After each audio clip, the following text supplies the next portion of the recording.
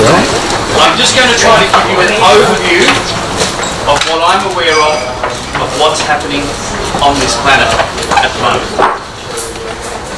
Just to give you a little background on me, I was aware of a lot of stuff when I was a kid. A lot of it was to do with ancient Egypt. There were things that I was aware of whenever I was fascinated with ancient Egypt.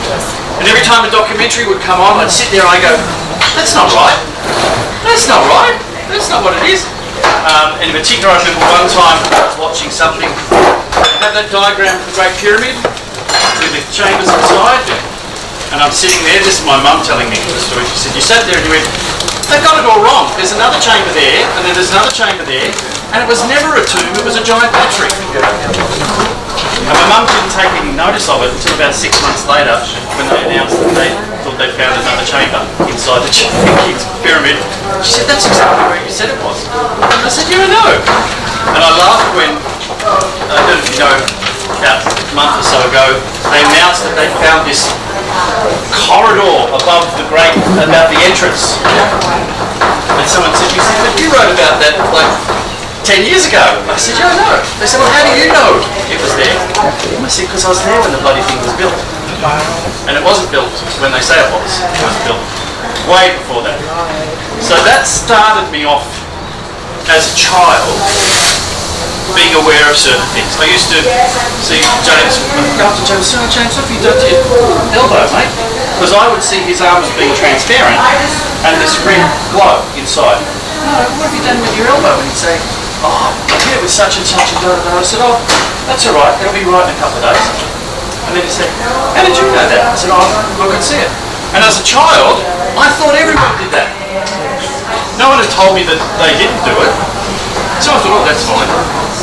My mother had real back problems. And so she went to see a spiritual healer at the time, who was a channel. And she kept saying, I was about 11.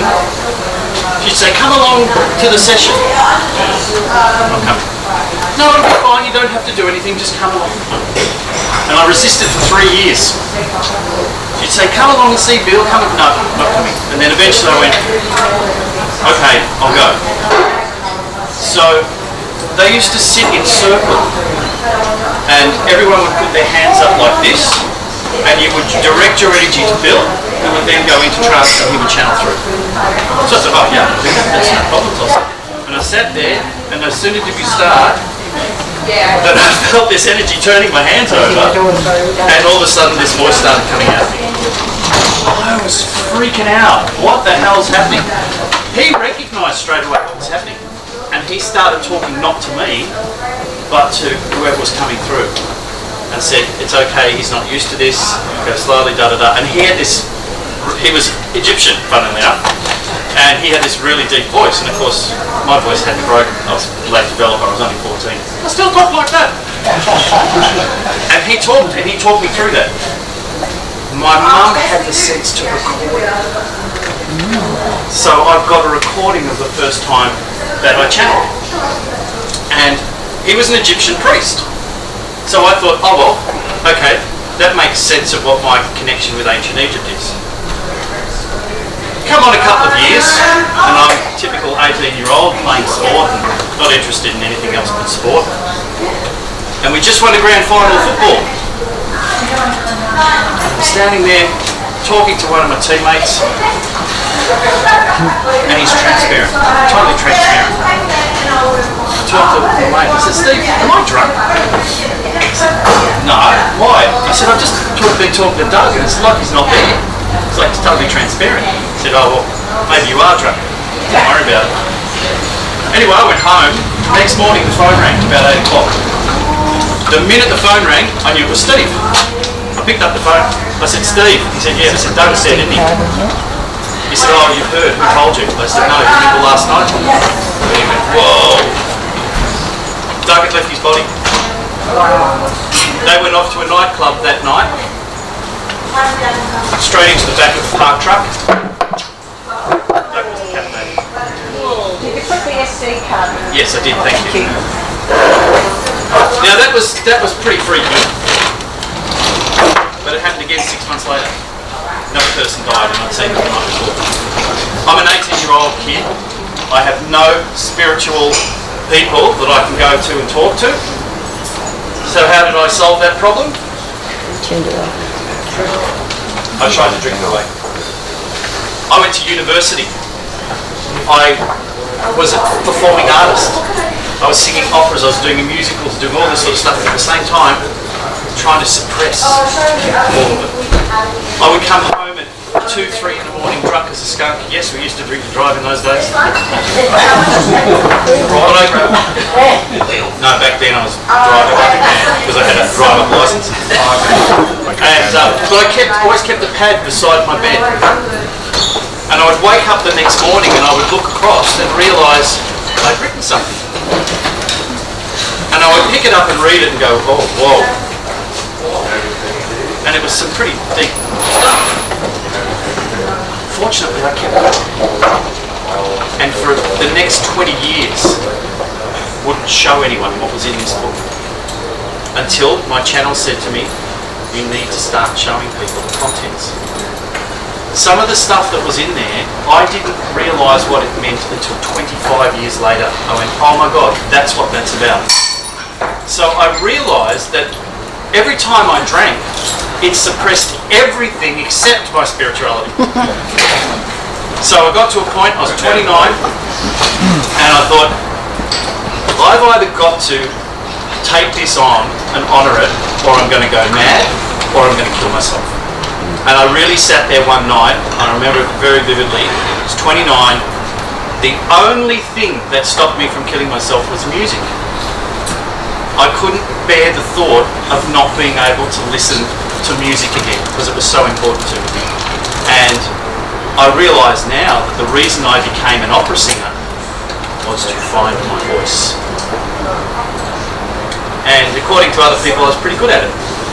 Well, it's not a problem. You signed my contract?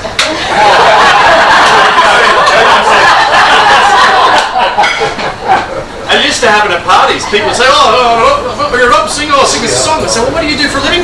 You're a carpenter. Oh, fantastic. You build me a cabinet and I'll sing you a song. Question. Can you see everyone here at the moment? Yeah. I think so. Is anyone missing? Yeah, no transparent people here at the moment. So, if I write you some lyrics, would you sing the song for me? I was going to talk to you about that because I read your lyrics and I was going to come up and say, you need to be writing songs. I've got about 113 songs with music, but about 180 poems. So, I can concur that because he sang them to me. yeah. Well, funny enough, I've written about a dozen musicals. Okay. And I've written a lot of stuff. I've got a master's in composition and all that. So in between all my craziness, We really got I to did all talk. this stuff as well. Now, people used to say to me, where did you study? Where did you learn that? And I said, well, I didn't. Yeah. So, Because all this skill base was inherently within me from previous lives. It was just coming to the surface, and it was all preparatory. So, I didn't kill myself at 29, obviously. I wait till I was 30, and then I got raised and I realised I had to deal with it. So, I started taking it on board. And what happened is, every now and then, out of the blue, I would get an upgrade of my spirit guide. I never had a spirit guide come through me at all. She was a little old lady, like a grandmother, and she would just sit in the corner, knitting. And once I said to her, I said, why don't you ever say anything? She go, oh, you're doing all right. It's like, am I on the right path? Yeah, you're doing all right. No comment, because it was like, when you're on your path, you're on your path. Like the Oracle of the Matrix. Yes, very much like that. There's a lot of parallels that you'll find in movies. So, I'm having all of these upgrades, and I got to about, I was 41, but I'd been told by a number of other channels and that certain things were going to happen in my life. And I got told, when you're 41, you will have everything. Great. Can't wait that long. Yeah. Oh, I've got 10 years to wait. And 41, I'm in jail. And I've lost everything. I've lost all my career. Everything is gone. And I'm sitting there and I'm thinking, geez, they got that wrong, didn't they? No, they didn't. I lost all the things that I'd attached to. And the biggest thing I lost was ego. Because when you work in the performing arts industry, your ego starts to take over. And I actually said, I don't care what people think about me, I'm doing okay. And Source went, oh well, we'll test you on that. We'll plaster your name all over the newspapers, the worst things you can be accused of. But I haven't done it. Oh, it doesn't matter. You said you didn't mind. So to cut a long story short, I finished up proving I was innocent, which set me a little bit on this path. But it killed my whole career. Everything. The only thing I still had was writing musicals, writing plays, writing books about Egypt, and doing all that sort of stuff. So I got to about I can't remember when it was, but all of a sudden this new guard came through, and my guard before that had been like a 6'6" Viking who'd been my brother in a previous life, and he was there saying, I'm looking after you, I'm looking after you, I'm looking after you.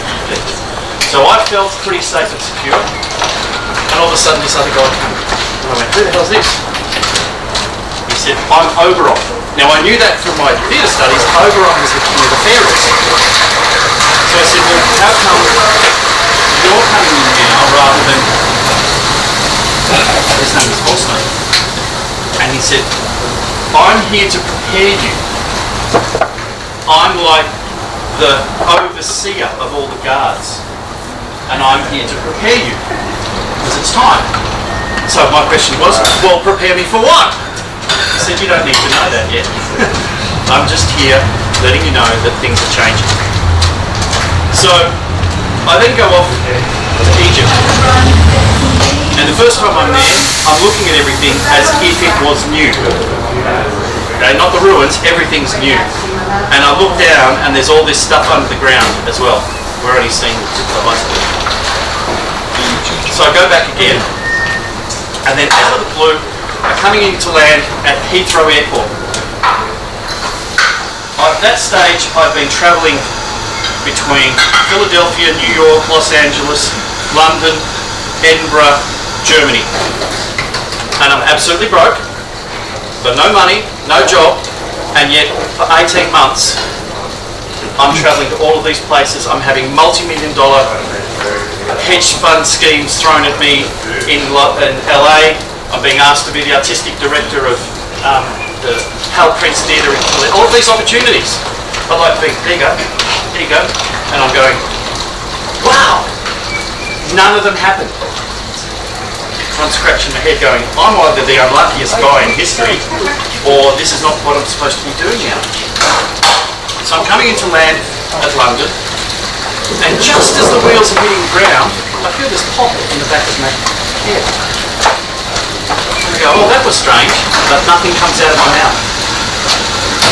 And I realise, oh shit, I've just had a stroke. I try again, no, I've had a stroke. I've just suddenly lost all power of speech and everything. So the plane pulls up, I unbuckle it, I'm in the back seat, I go back into the galley to the waitresses that have been there, the hostesses, and I have a promotion like this, I need to write something down. So they give me a pen and paper and I write down, I think I've just had a stroke. And they go, oh, are you okay? I might look fine, but I'm not. Now here's where you start to understand how the universe works. Somebody else had a medical emergency on the flight. So there was an ambulance crew waiting for the plane. By the time they got there, that person had fully recovered, they had no need for them. So they came straight back to me, put me on the oxygen, took me off to the hospital and examined me, and they said, well yes, you've had what they call a TIA, which is a stroke. And I'm writing down saying, oh, will I be able to fly back to Germany tomorrow? Because I had a flight booked to Germany. They said, oh, we'll wait and see. I walked out of the hospital fully recovered that night. But here was the message. I had been worrying about the fact that I didn't have money, that I didn't have a job. All the stuff that I'd been preaching people to not worry about, I'd been worrying about. So the minute it happened, I went, yep, nice way to tell me, nice way to show me, and if I've lost the power to speak, so be it, whatever it is.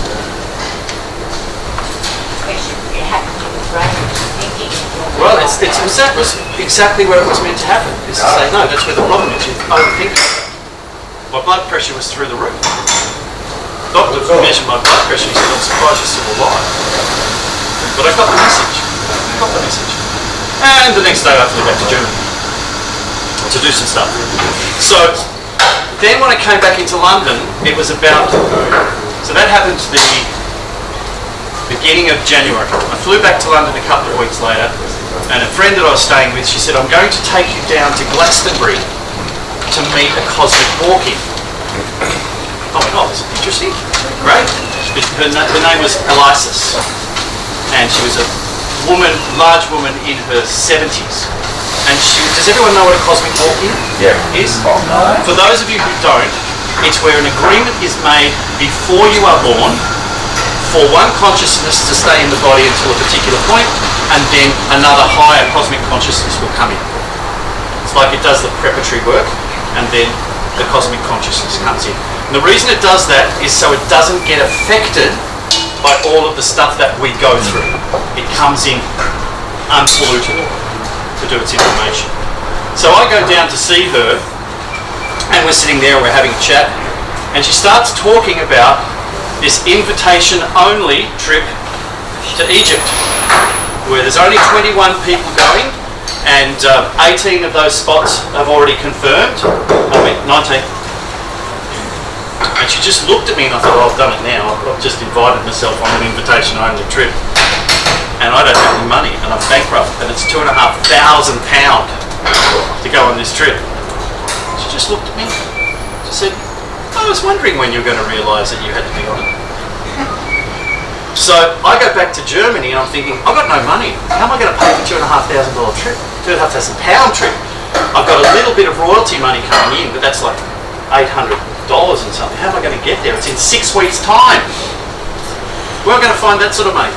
Did you have an accident? No. That's how I've done it. No. I've got no idea. So I'm working out, well, if I stay at the cheapest places you could stay, and I do this, I worked out that I could maybe do it for this, that, and the other. And out of the blue, she rings me. Where did you get my number from? She said, don't worry about that. I just need to know if you got the money for the airfare. This is from London to Cairo. And it was, but I said, well, yeah, I can pay for the airfare, but I wanted to talk to you about it. She said, don't worry about the rest of it, because somebody can't make it and they've donated their money to you. Seriously, I started crying. I could not believe it. I went, wow. And I never to this day have found out who that was. Soul. I then had a girl I knew, and I said, you know what, I think you're supposed to go on this trip as well. She said, but I've got no money, I'm broke. I said, yeah, neither did I, but now I'm going, and I think you need to be there. She rings up Elisis, and Elisis says, yes, darling, you're meant to be coming as well. Well, how am I going to find the money in 6 weeks? She said, I can find it. She did some work, she borrowed money, she found everything except £200. I had £200 left over. I said, well, you're coming. Get to the airport to meet everyone. Now, the only person I'd met before was Elisis. I hadn't met anyone else on the trip. And I met, Meredith was her name, I met her first. We're walking up to the meeting point, and I stand there and I go, oh my God. And I'm looking at them all, and I said, this is a family reunion. This is all the Amarna family. Now, anyone who knows anything about Egypt, the Amarna period was Akhenaten. Akhenaten.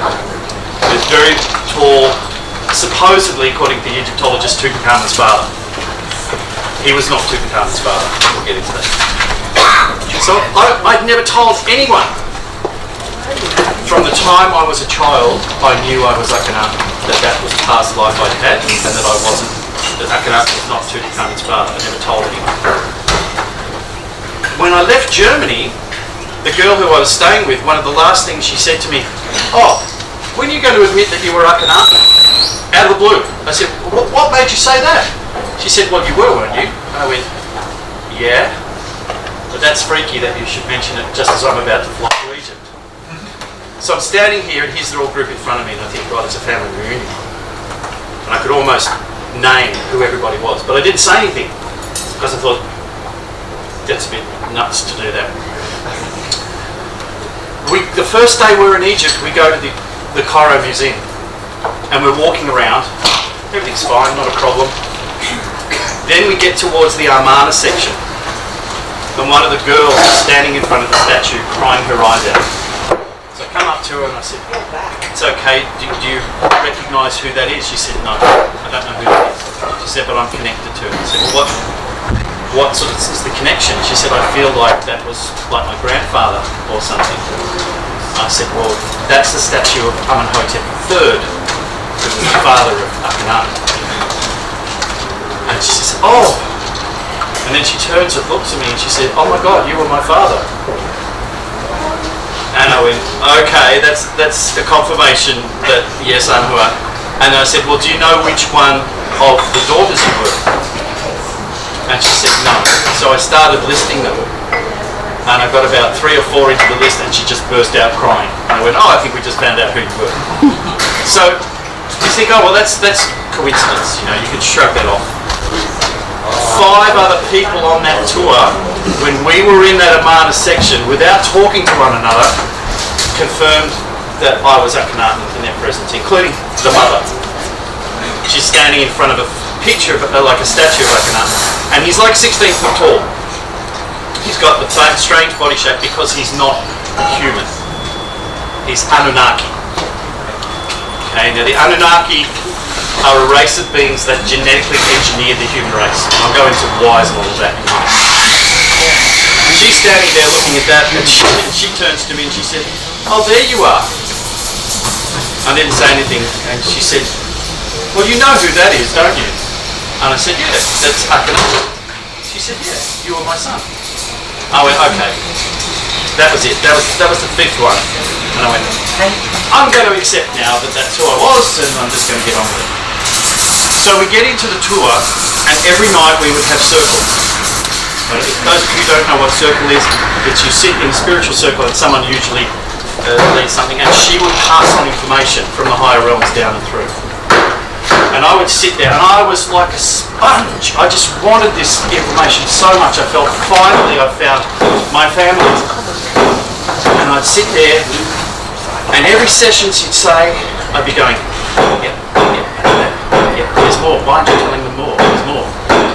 And after about 5 or 6 days, I was getting really frustrated because everyone's having like major epiphanies, and I'm getting niente. I'm thinking, what's wrong with me? I'm not.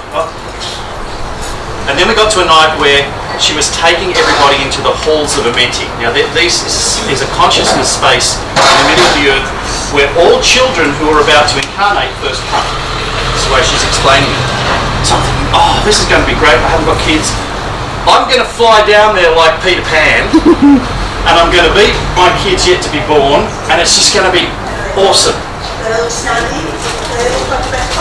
Nothing happens. Everyone else is going, and I'm so annoyed. I actually went to her afterwards and I said, "Look, every time we get in circle, I understand everything you're saying, but there's so much more and you're not saying it, and I feel like I'm doing something wrong." And she just looked at me and she said, "I do, boy. You're a different entity to everybody else. Different entity to everybody else." And I went, I was like a weight being taken off my shoulder. And I walked out of there and I felt fantastic, and I went, "Yeah, but what entity am I? Where do I fit into stuff?" And then the interesting thing was that from that night, people on the tour started coming to me to ask questions, and all this information started coming out. And I thought, okay, that's probably what's supposed to happen on these trips. And she'd asked me, because I'd been a singer, if I would lead everybody in singing Imagine inside the King's Chamber, because they were going to do a ceremony inside the King's Chamber. And I said, "Yeah, I'm happy to do that." We're on Felucas, and I'm trying to get everybody to how to sing properly and how to get really great sound. And there's one girl who said, "I can't do that." I said, "You know, it's easy." She said, "No. I had a really bad experience when I was in a choir when I was 8, and I just can't sing." I said, "Okay, not a problem." When we get into the King's Chamber, all the lights are turned off. There's only candlelight there. And I start seeing all of these massive shadows on the walls. And I'm thinking, oh my God, this is all the time time of the gods coming back, and some pretty interesting stuff happened in there. And then she turns and she says, Alex, can you take everybody through singing Imagine? I said, no problems. And we start singing it, and then above there is this angelic soprano voice. And I'm thinking, wow, where's that coming from? It was the girl who said that she couldn't sing, and she's there, and this angelic sound, and she's glowing, and I'm thinking, oh wow, this is awesome, there's stuff happening here. And then she starts talking, Eliza starts talking about all of the pyramids having to be reactivated. And there's these pyramids under the ground, the 12 pyramids. Now, most of you who do know, there's the 3 big ones, and then there's 3 other ones with the little one and 3 others over here. But she's talking about 12. And suddenly, I see all the other pyramids because there are others underground. And she turns around and she says, and now's the time to reactivate them. Off you go. And I go, what? And as I went, what? All of these sounds started coming out of my throat. Now, years and years of opera singing, I know my voice inside out. I felt like my vocal cords had been turned upside down, and there were sounds coming out of my mouth that I had never made before. And each sound I knew was part of something that was going on. Whoa, that's pretty freaky. The night before, we're sitting in circle, and I'd given up by that stage trying to follow her and everything, and I said, I'm just going to sit back and relax. And halfway through it, 5 miles away, she mentions Hakamala. Suddenly the face appears in front of me. And I get sucked in through the eyelid, through the pupil. And I'm in the universe. All the stars and all the galaxies, all are there. And I'm like, oh, what just happened there? And I'm being sucked towards the Pleiadian star system. Because I recognised it. I said, oh, I'm going back to my cosmic origins. This is going to be cool. Straight through. I went, oh. Suddenly Andromeda appears. Oh, I'm getting sucked way back. Straight through Andromeda as well. Now I'm lost because I've got no frames of reference beyond that at that time. Face to face with Source. And I'm having a conversation with Source. I said, what do I call you? Because people call you God, they call you whatever, what do I call you? And it says to me, oh, just call me Bob. Sense of humour of God is hilarious. And I said, well, how about if I call you Source? I said, that's an apt description. That's why I refer to the higher consciousness as Source. It's an apt description. Feel that he puts his, I say he because it always comes across to me as a very masculine energy because it's so powerful. Puts hands on my shoulders, turns me round, and as I get turned around, I feel like I meld back and become, and says to me, now see as I see. And at that moment, there are billions of shafts of light everywhere. I'm in such a state of bliss. It's not love. Don't confuse love with bliss. I'm in such a state of bliss.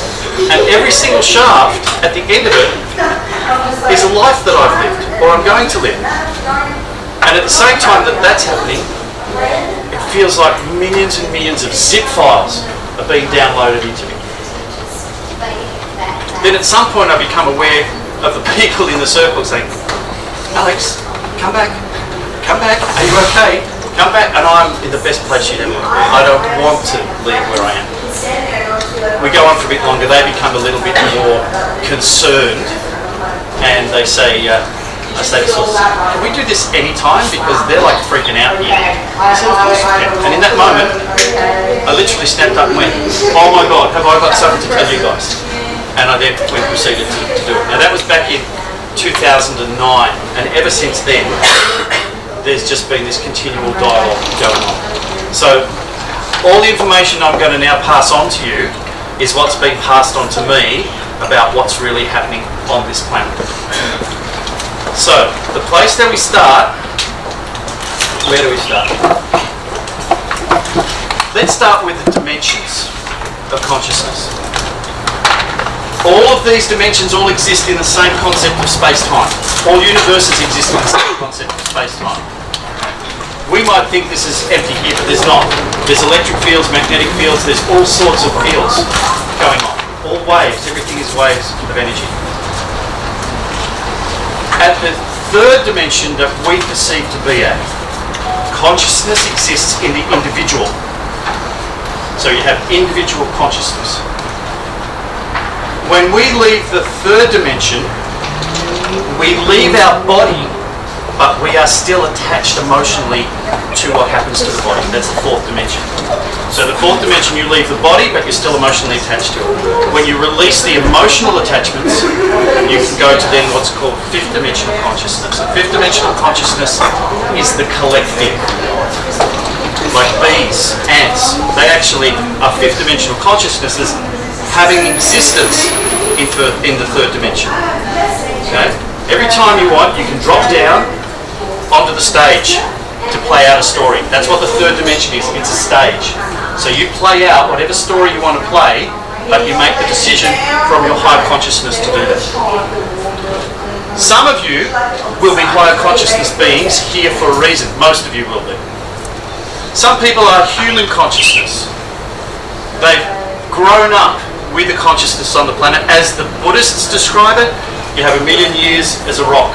Then you'll have so many years as a plant, and so that you go through the stages. So human consciousness comes through Gaia.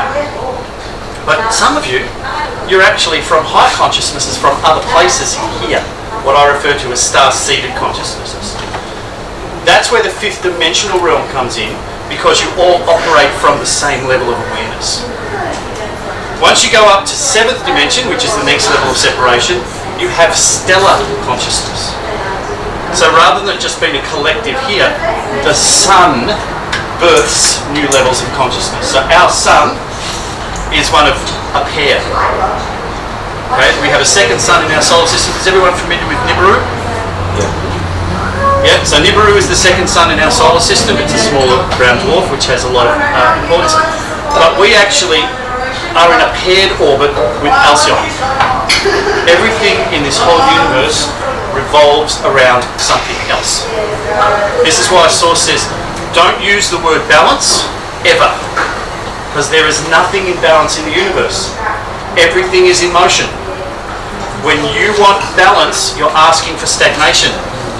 You're asking to pull something back against its will or promote something up against its will so it is equal to something else that it is not related to. The divine and the masculine are never to be in balance. They're to be in full flow and express themselves when it's right. So when you've got all these people saying, I need to balance my life, the first thing that comes along is you get thrown out of balance. Try walking a tightrope and just say, I'm just going to stand here and just going to balance. No, you need to be in motion. Everything in motion. So we never want to balance our life. We want it to be in flow. We want it to be in motion. And that motion is in alignment with your purpose. There are lots of teachings out there that the answer to everything is light and love. Now this comes from the Pleiadians, who I'll get to in a minute. How many people have seen how big the spectrum of light is compared to the spectrum of all the radio waves? If you want to live your life in that frame, welcome to it. But it's not the solution. Most of the problems on this planet are actually caused by love issues. Okay? Purpose. Everything happens with purpose in the universe. Okay? Being in a blissful state of existence is not love. It's a blissful state of existence. Ask anyone. Define me what love is without using the word love. They have to use, oh, well, it's kindness. Oh, it's, no, kindness is kindness. Oh, it's being generous. No, being generous is generous. Oh, it's being compassionate. So you're using all these other things to define it because you can't define it for what it is. Oh, it's a combination of all of those things. Oh, so it's a compound thing. Okay, no, it's where we've been led off track by the Pleiadians. So seventh dimension is the stars themselves. Ninth dimensional consciousness is what we call the Hathors and the Arcturians, who represent the two aspects. The Hathors, Hathors. and the Arcturians. Now they're a level of consciousness because at that level, at ninth dimension of consciousness, they understand that all structure is consciousness. That's consciousness. Which is more enlightened? That or James? I'm going to ask you, which is more enlightened? That or you? Yeah? Ego says, I am. So James? Yeah, but the other one provides food, doesn't it? This one is absolutely being exactly what it's meant to be. Are you? Yeah? See, we've been so conditioned by our ego to think that everything in the universe is purpose. That's being its purpose. You're still trying to find yours. Okay? This is consciousness. Everything is consciousness. And the ninth dimension knows that. They understand all of the structures. How many of you guys are aware of the flower of life? Yeah. Okay? Blueprint for all structure in the universe. It's the blueprint. There's all of these circles that come together. If you ever want to read a good book about it, read Drunvalo Melchizedek's book. Drunvalo Melchizedek. You can't spell that.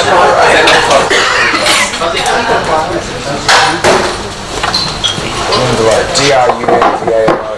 Drunvalo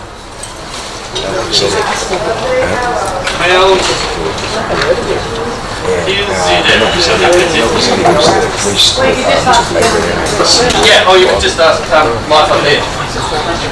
It's called the ancient secret of the flower of life. And it's beautiful. Because he just explains it really, really well. And he goes a bit into the Anunnaki as well. Because it describes how Source came up with the concept of matter. And every single atom, every single molecule fits into that blueprint. Above that, the 11th constant is the creators or the founders, as people call it. Think of the 11th dimensional consciousnesses as medical doctors who've done all of their practice, but they haven't set their own stuff up yet. They're like interns. They've done all the training, but they haven't done it. So the 11th dimension is like the consciousnesses that are yet to actually create their own universe. They're still being interns in this one. So you've got, at the 11th dimension, the concept of building a house. At the 9th dimension, the blueprints for the house are created. At the 7th dimension, stars create matter. So you've got the creation of the building blocks for the house. At the 5th dimension, the putting together of the team to build the house. The production manager, the carpenters, all of those are at the 5th dimension. And at the 3rd dimension, you've got the actual ones who are doing the hammering and nailing to build. Okay? So that's giving you a metaphor for how it works.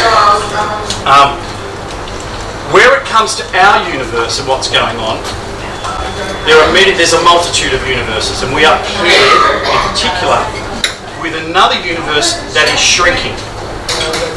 And the reason it's shrinking is because they have put a priority on knowledge. You know when you get a file on the computer and you want to compress it so that you can send it, compress it? This universe became preoccupied with how much they could compress knowledge into one little thing. So the universe is shrinking. But it's releasing off information. If you've looked at black holes or quasars, as they're pulling everything in, there's this spike of energy that's releasing at the other end. That spike of energy from that universe is manifesting in this universe as the blue avian beings. Some of you may have met them before. They're very tall, very thin bird creatures. And their message is how important it is to play. Not to get bogged down in detail. You must play. This universe, we used to have the Big Bang Theory. Not the TV show, well, that's fun. The Big Bang Theory was that the universe exploded out of nothingness. And at some point, the gravity from the centre will cause it all to collapse back in on itself. That was the theory. Well, how does it explain? They've never been able to come up with how it just appeared out of nothingness. They sort of skipped that part. Well, there was a Big Bang, and before that there was nothing. And suddenly everything happened. Well, every time you have a creative thought, it appears out of nowhere. But it's absolutely full on, and you can develop it as much as you want. Because the scientists always want to measure something. They always have to have something quantified that they can say here what it is. But now the more they go into quantum physics, the more that they're realizing this is all just a pea soup of energy, of concept, of waves. It's not real. It's a perceived reality.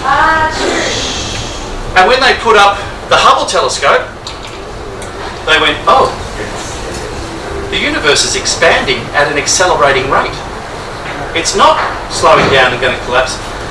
And that means there must be some force outside of the universe pulling on the universe, because that's the only way it can accelerate.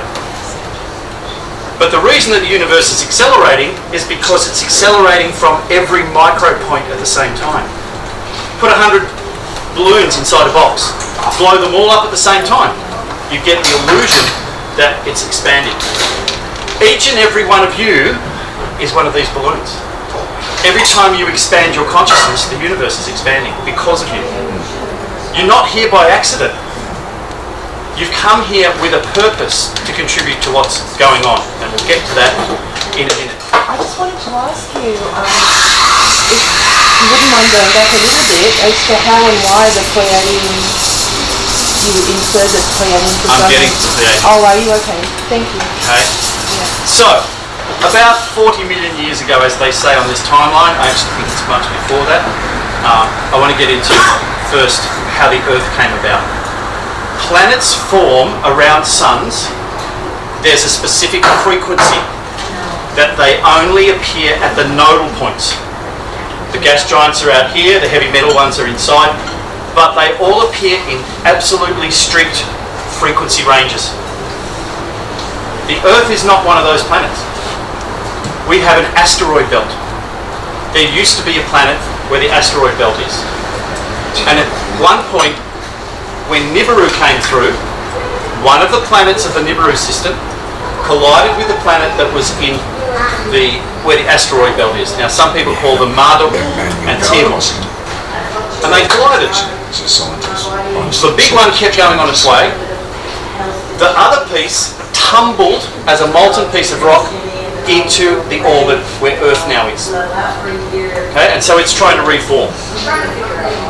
That was orchestrated. It didn't happen by chance. Nothing happens by chance in this universe. Everything happens with purpose. When that planet's reforming and it's spinning, it's out of balance. Why is it out of balance? Because everything is out of balance in the universe. It's meant to be.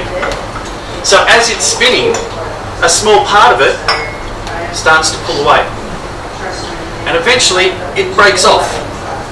And that becomes our moon. That's why we only see one side of the moon, because the moon and the Earth are in a paired orbit. And the scientists will tell you the barycenter, which is where they spin around, is 3,000 kilometres inside the Earth's crust, which tells you these two objects must have been one. Otherwise, the barycenter would be outside the crust. Okay, so it pulled away, and what did it leave on the surface? Big chunk of Earth. Everyone heard of Pangaea? The original first continent, before it all split up, was all on one side of the planet because it was left over from this mechanism. So then what causes it? The continental drift. Well, the planet is wanting to balance itself. So every time Nibiru comes through again, pulls at the crust and it causes continental drift. Ask any scientist, what causes continental drift? They won't tell you what causes it, they'll just tell you what happens. Oh, it slides over the magnet and say, yeah, but what's causing it to move? What? Too hard basket, because they don't know the origin of it. This quadrant of the universe, in fact most of this universe, is controlled by the reptilians, and there's various different types of them. The reptilians are not the bad guys, as we've been led to believe. They are the most successful and intelligent species in the third dimensional realm. They are the ones who supplied the genetic engineering technology. This planet was terraformed by them. They created the atmosphere. They created all the planets. They created this. And millions of years, the dinosaurs ruled the planet. Huge numbers of variations because they were experimenting. The dinosaurs are either defensive dinosaurs or attack dinosaurs. So they're playing around with genetic engineering to make better versions of themselves. It was a living library for the dinosaurs. And I know some of this stuff, you might be thinking, what a load of crap, what are you talking about? But I'm just saying what I'm aware of. Yeah. So would that be from the Serpent's constellation? The Ophiuchus, the third astrology? No, the ones that are in control of this are from Alpha Draconis. Yeah, well that's, Yeah. But that's not where they're from, because they're everywhere in the universe. Okay, but that's just like where they control this part of this galaxy from. And they're extraordinary beings. Some of you channel other entities as well. I've become aware of them when I was about 13 years old, and they were around me all the time. And originally, I feared them, until I realised they were actually fearing me. They wanted to know what I was doing, and I'm thinking, why are you guys hanging around me? I'm just a kid. And that's when you start to think, no entity comes to you unless there's a reason for it. When people talk about, I'm going to offend some people here I know, and I'm more than happy to do it. How many people do sage to clear the air or anything like that? Anyone do that? Smudging? Smudging? Oh, somebody went to smudging and said, what are you doing? Oh, we're trying to clear you from bad energies and everything. I said, no, you're not. You're actually inviting them to come. They go, what? I said, come on, these guys, you reckon they're so powerful, they're multidimensional, they're all that. Yeah. And out of the whole universe to travel, you're thinking that they're going to come here to annoy me when they've got everything else to do? Have you ever considered the possibility that they may be coming here to give me a message? Oh, no, I haven't. And you keep pushing them away because you're scared of them. But they're on a mission and they're going to get their message through by hook or by crook. So the more you wave your sage, the stronger they're going to come to you. I said, why don't you try next time just welcoming them, thanking them for coming and doing that. Which they did, and then suddenly it all went away. Do you think that some of them are working with universal law and some are working against universal law? Because I've actually seen these things many times. Every single being is following purpose. There are no laws in the universe. There's one principle, and one principle alone. Consciousness with intent manifests. That's it. There's no laws. There's no right or wrong. There's no good or bad. Everything is purpose-driven. Everything is purpose-driven. And what's the purpose? For the expansion of consciousness. You don't expand consciousness when good things happen. You fall into complacency. You fall into, I'm going to sit here and contemplate my navel. Really? How does that change the universe? It doesn't. Evolution of consciousness happens because of conflict and resolution. So the bad guys are playing the role in the movie to make the movie interesting. If there was no bad guys, the movie would be people going, oh, life's wonderful, life's love. And you wouldn't watch it, you'd be bored. So this is a test. Everything that's happening is a test to the past to go, I'm just going to rise above it. It's not really bad. It's not a test. It's not a test. It's more than that. It's more than that. Yeah, and so I'm going to get to the bigger thing, but we're covering so much ground. Just quickly, so chanting would be in the same category as sage smudging and chanting? Good. Consciousness with intent manifests. When people don't know the power of consciousness and don't know the power of intent, they create rituals. And when the ritual doesn't work for them, oh, you didn't do it properly, you've got to do it again. Yeah. Now they become addicted to ritual. They become addicted, if I don't smudge, something bad's going to happen. The human body is designed to be addicted.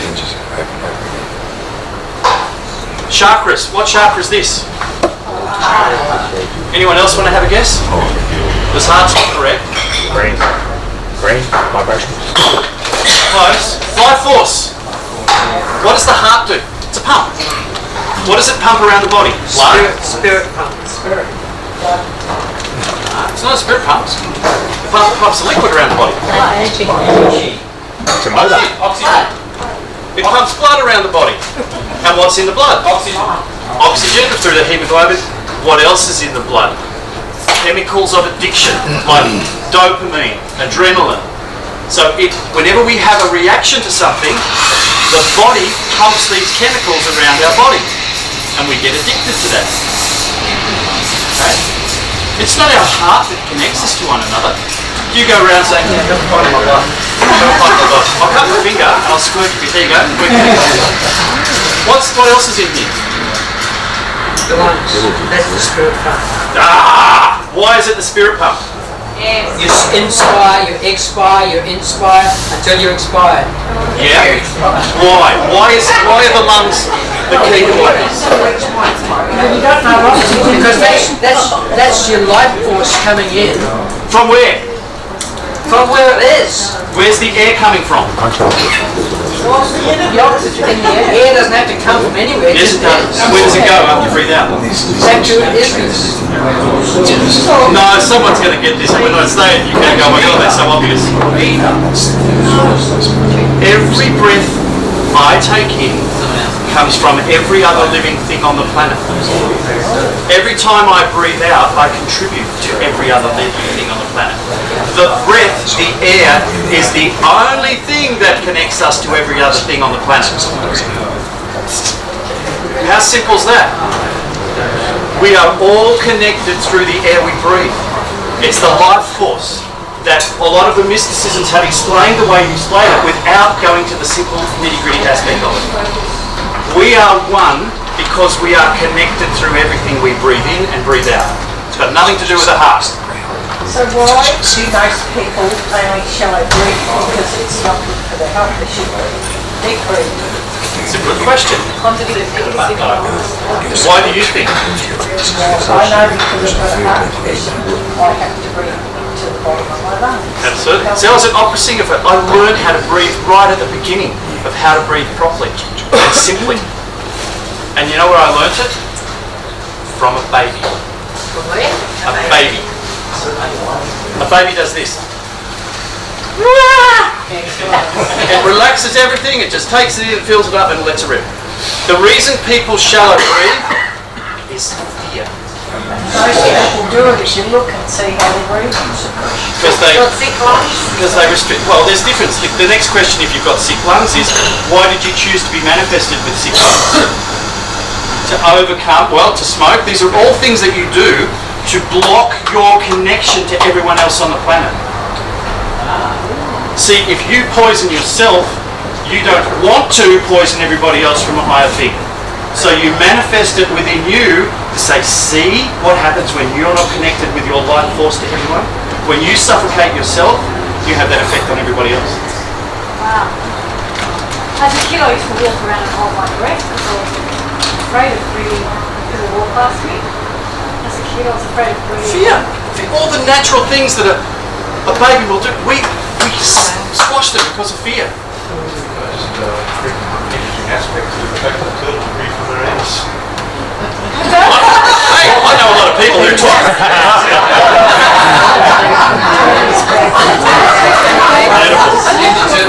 Ninja Turtles. So, how many chakras are there in the body? 22. 22? No, the As far as I'm aware. 70 something? How many colours are there in a rainbow? Seven. Infinite. The seven major chakras is a lot more. Infinite. Infinite. In actual fact, the chakras are centered in the spine. Now, do they radiate in or radiate out? Both.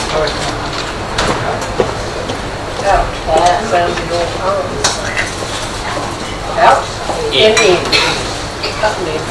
Everything is a compression to matter. You know those Russian dolls? Yeah. The one in the middle is your third dimensional body. The one outside of that is your fifth dimensional consciousness. Outside.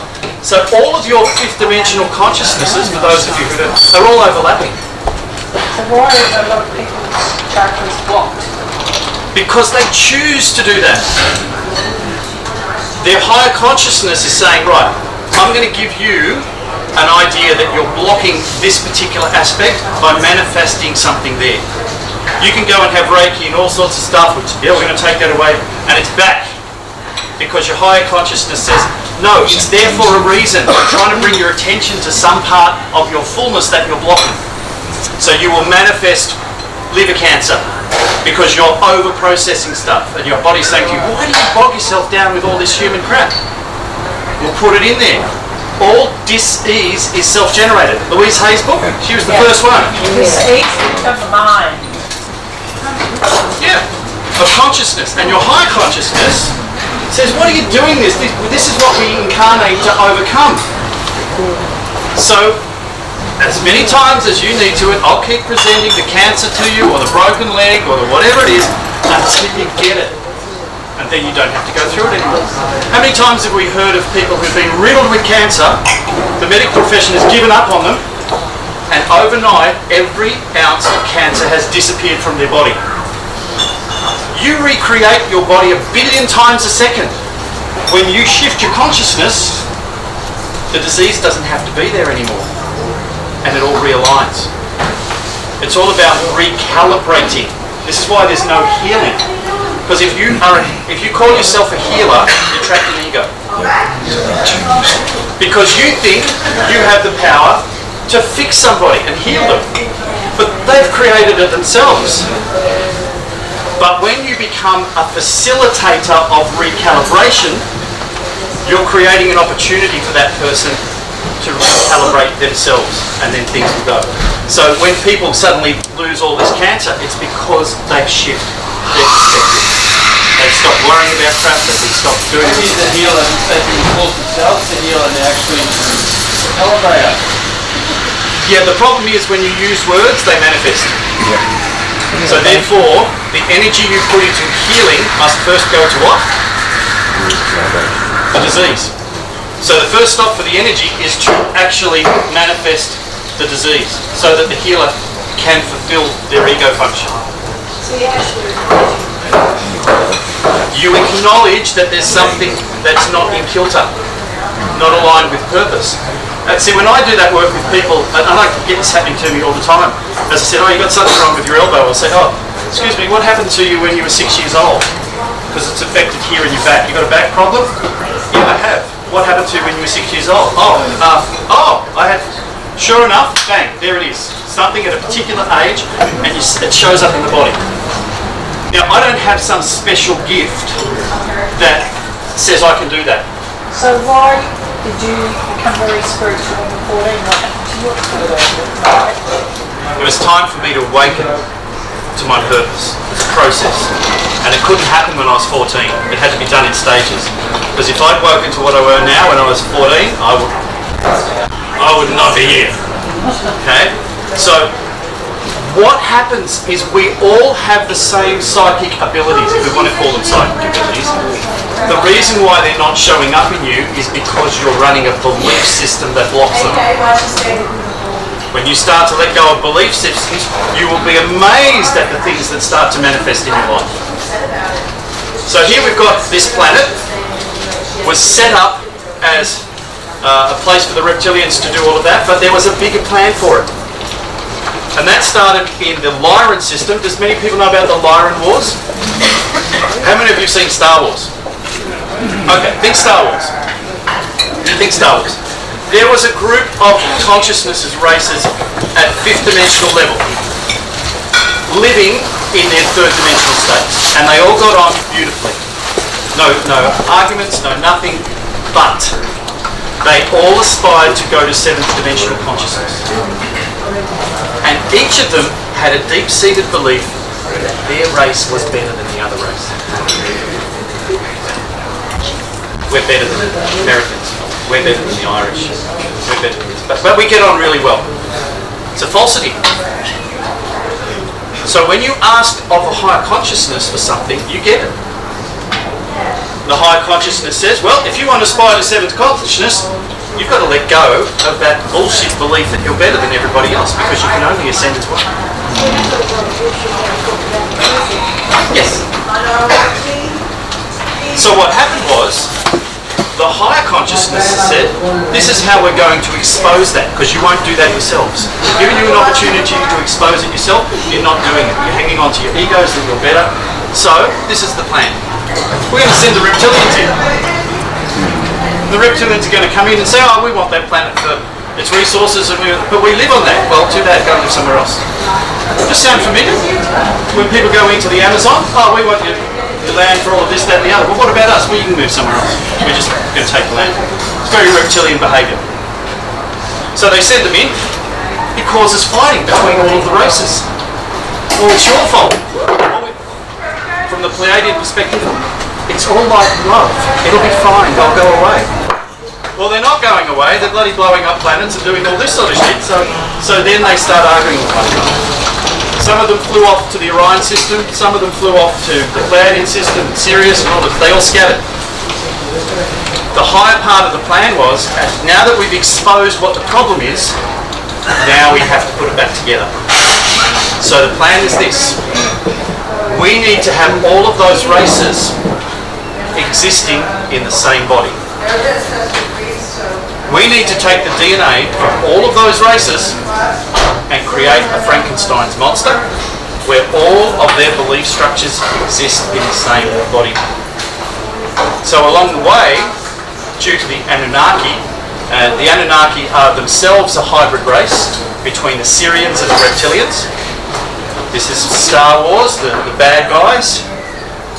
Do you ever wonder how, they said, may the Force go with you?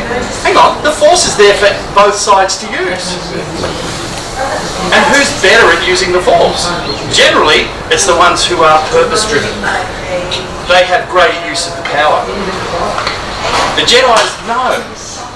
That's the way it's being portrayed. Wow. So maybe we haven't been told the truth as to where the power really was. To create, what must you do? To create, you must destroy what exists. You must change the form of something. To create something new, you have to destroy what exists. Prometheus, the Alien movie, I love them all. Been great. See, so much of the truth is laced through so many of these movies. They know that all the people who are running this planet, they know about the Anunnaki. That's why they're saving all the gold. So that when the Anunnaki come back, they can go, haven't we been good? You take this and you leave us in control. Because we're good little servants for you. And they bleed all of us dry, not telling us the truth of what's going on. So, then, on this planet, all this genetic engineering, there's been no evolution on this planet. You ever looked at a kangaroo? Well, here's the thing. Look at a platypus. That's clearly genetic engineering because there's no precursors to it. And who would think to put a duck with a whatever, it's genetic engineering. Look at the skeleton and the structure of a velociraptor and put it next to a kangaroo. They're the same, you've just added in some mammalian DNA. Everything's genetic engineering. They talk about the missing link. Well, I go into this in my books. The DNA for gibbons, chimpanzees, gorillas and orangutans. 44 and 48 chromosomes. What are we? 46. So they're trying to create a vehicle that is capable of doing, this is what the Anunnaki were doing, trying to create a vehicle, a slave race to mine the gold for them. So the first experiments at 46 create the Denisovans, the Neanderthals, Australopithecus, all of these were 46 DNA. We've been told the Neanderthals were stupid and that's why they died out. They had twice the brain capacity of us. Why do you think they were, I won't go and say died out, why do you think they were killed off? Too smart. same for the Denisovans. The very first prototype, and you can read about this in the all of the history of ancient Egypt as well, and many other species, about the creation of the human race.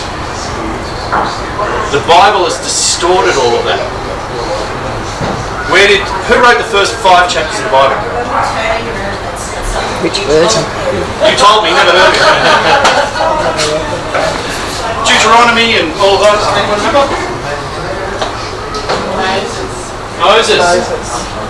Where did he learn everything? From the Egyptians. So if we have time, we'll go into who Moses really was, what happened, and the supposed Exodus. And then we'll get into a few other people that might make you go, oh. A genotype, a prototype was created. All of the indigenous races are so connected to the planet because they've been brought through that whole process, and they were the first prototypes that were created, and they were held in the body of Isis. They needed a womb. And guess what they created first? Men or women? Women. You need wombs as incubators for races. You can fertilise them pathogenically. There's many races on the planet that pathogenically reproduce. They can change sex, do whatever. So the first prototypes were all the indigenous races. There were blue skin ones, coffee skin, black skin, all of it. And guess what they did? They put them on different continents to see which ones would survive. If you were running an experiment, you wouldn't put them all together. You'd put them on separate continents to see which ones were the sturdiest, the hardest, which ones could be trained, which ones couldn't, which were too smart. And once they had their prototype sorted out, the next level of the plan, the mission comes in. Introduce the DNA from all the different star races into that one unit. Blue eyes, red hair, fair skin. These are all, when we see it, our Nordic beings. Oh, they're fair-haired and they're tall and they're light, they've got blue eyes and they've got red hair, because that DNA has been introduced. You know when they talk about the fact that, oh, there's all this junk DNA? There's no junk DNA. It's exactly what it's meant to be. And then you've got other people saying, well, we're actually 12-stranded DNA. No, we're not. We're 2-stranded. We come from 12-stranded, but we're not 12-stranded. We're 2-stranded because we're prototypes, we're experiments.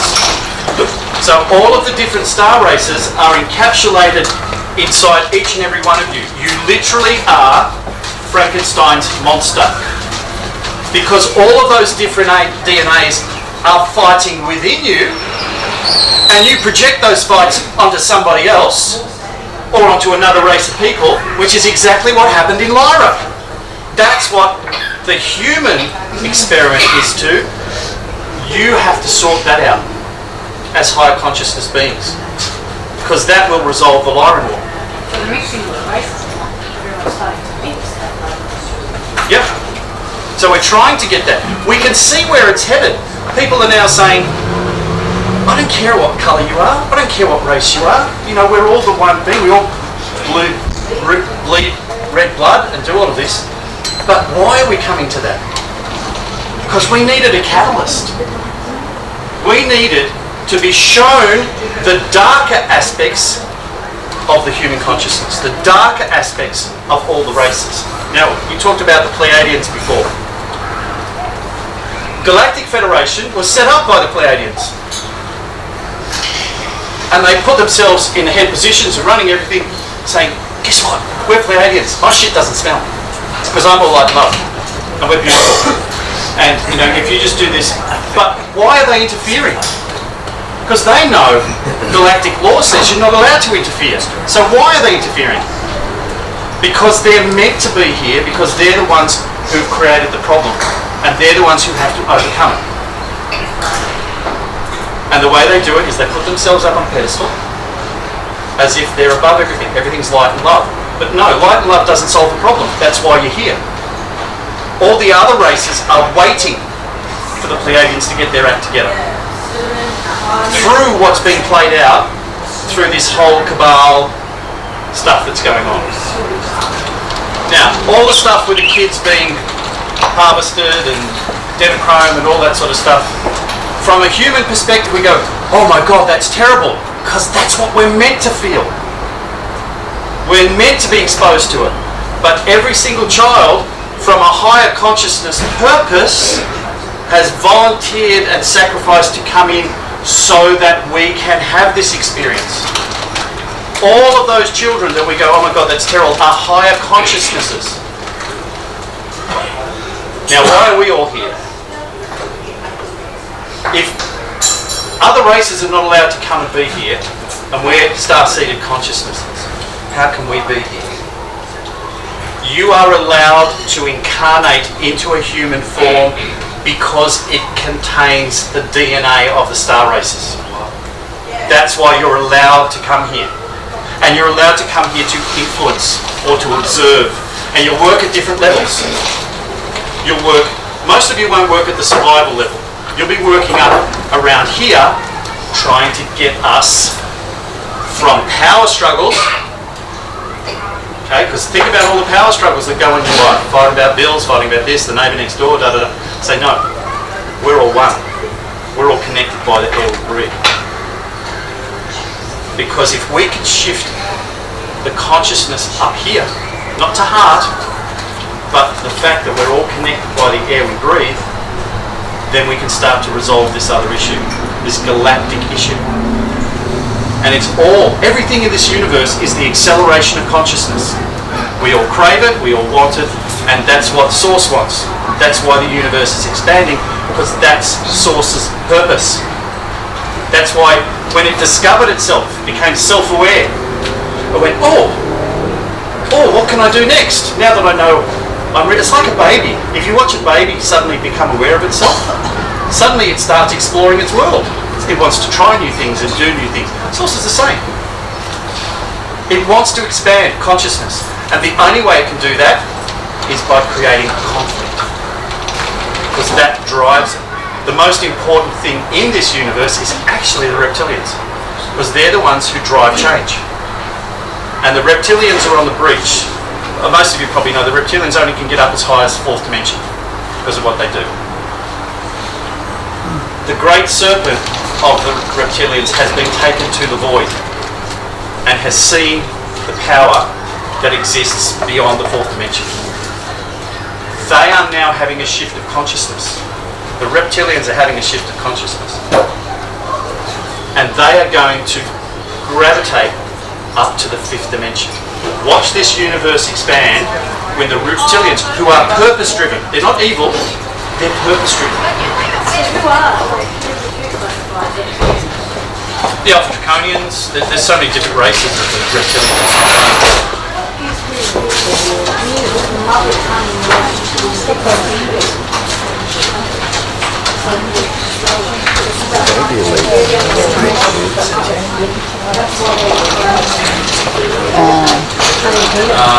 I'd have to go more because it's sounding to me like there's some ego involved. When everyone says that we're the mother tongue, we're this, They're not saying. no one's saying that. No, the indigenous is incredibly hard to say in the other one.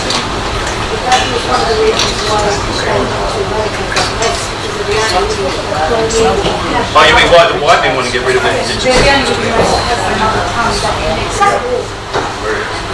The mother tongue's an interesting one because verbal language is the slowest form of communication in the entire universe. Humans are the worst communicators at everything.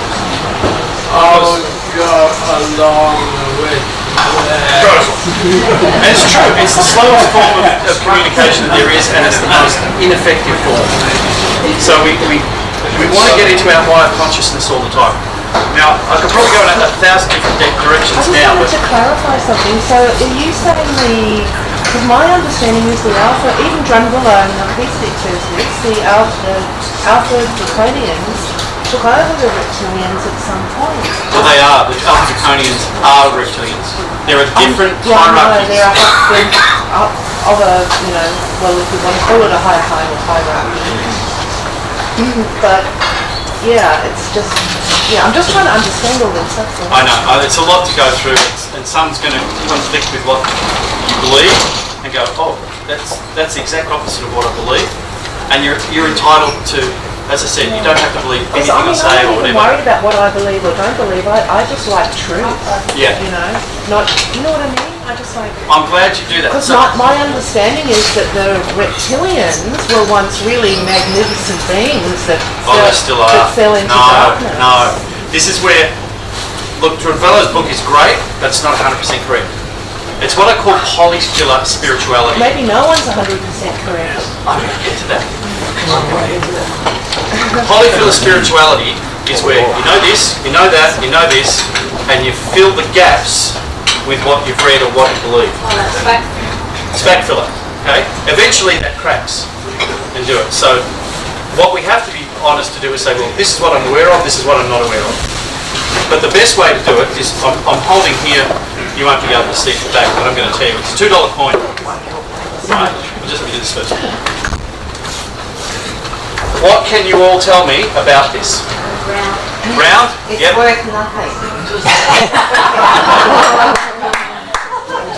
Just in terms of, is that true? You have to ask him. Okay, then just stick to the simple things first. Really? Prove it. So see, what you're doing is you're making a presumption that it's made of valid. Because you don't know that this is not one I've made out of cardboard. Okay, so what happens is, we say, oh, it's round, it's gold coloured, it's got a First Nations person scribbled on it, and all the things that we can see. And you'll all agree on that. Oh, and I'll say, well, I agree with you, it's gold looking, and I agree with you, it's round, but it hasn't got an Aboriginal head on it, it's got an old picture of Queen Elizabeth II. And you're all going to say, Alex, you're wrong. And I'll say, wait a minute, look at it from my perspective. Oh, so there's another perspective to look at it. Yeah, what if we look at it from that perspective? What if I say now go inside it? So that the secret to this is to not be locked into your perspective, is to be able to think there could be another perspective here. Maybe the only way I can get the other perspective is to let go of my perspective and see it 100% from your perspective to see where the two coincide. And that's where arguments come over.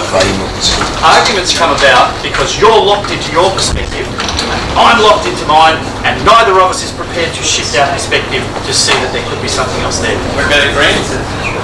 Agreeances or aggrievances? No, agreeances. In what way? Come together and agree. Well, wouldn't it be better than rather than us focus on what we disagree about, is to focus on what we do agree about, and then make a decision as to whether the disagreements are actually even relevant? Am I agreeing with that or not? It depends how much you pay. That will be too. It's 150 or... So, no, I lost the track of. We'll just pick it up wherever we want to pick it up. Because I'm sure you're going to have thousands of questions, and more information will come out as you ask questions. But I'm trying to give an overview of what the actual agenda is for this planet from a much higher perspective, so that you don't get caught up in the human stuff that's going on. Because all that's happening is what's meant to be happening. They drive change. They absolutely, and the reptilian aspect in all of us drives us, because in effect we're all purpose driven. Even if we don't have awareness of what our purpose is, something keeps us going, even if we're not fully aware of it. And that's a very reptilian thing. We've been told that this brain here is the primitive brain, the reptilian brain, but everything goes through it. All of the conscious thoughts and all of this other stuff, and the pineal gland sits right on top of it. But everything that happens to us must go through the reptilian brain.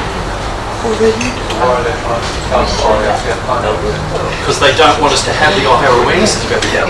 The pineal gland is the portal.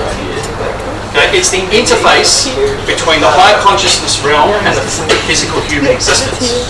So if you calcify the pineal gland, you prevent a connection between the higher consciousness and the human experience.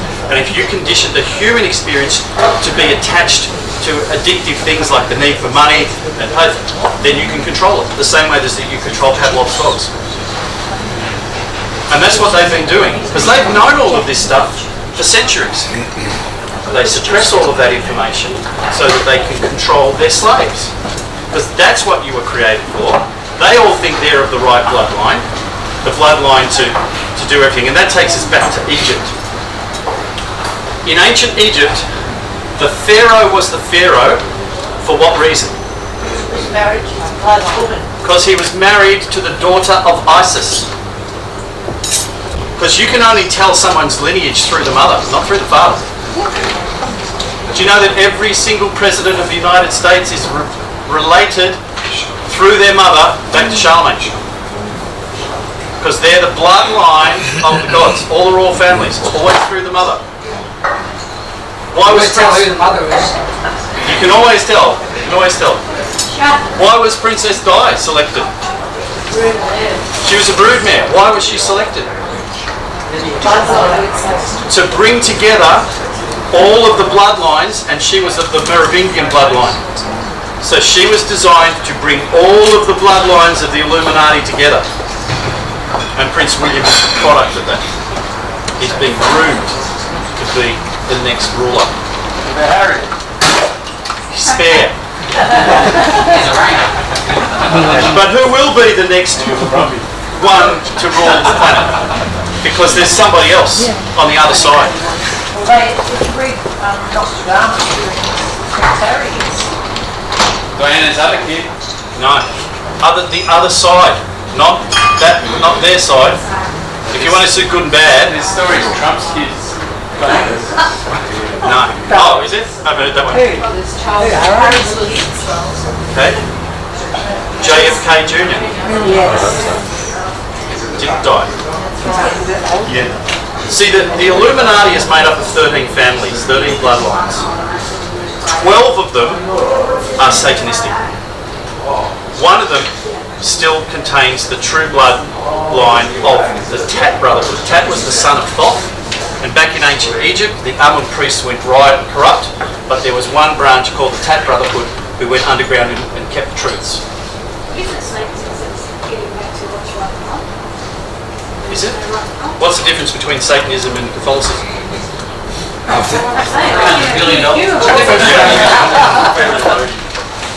But if you want a great movie, what do you need? You need conflicts. You need different perspectives.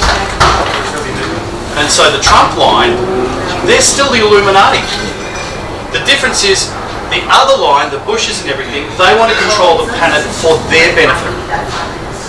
The Trump line still want to control the planet, but for the people's benefit.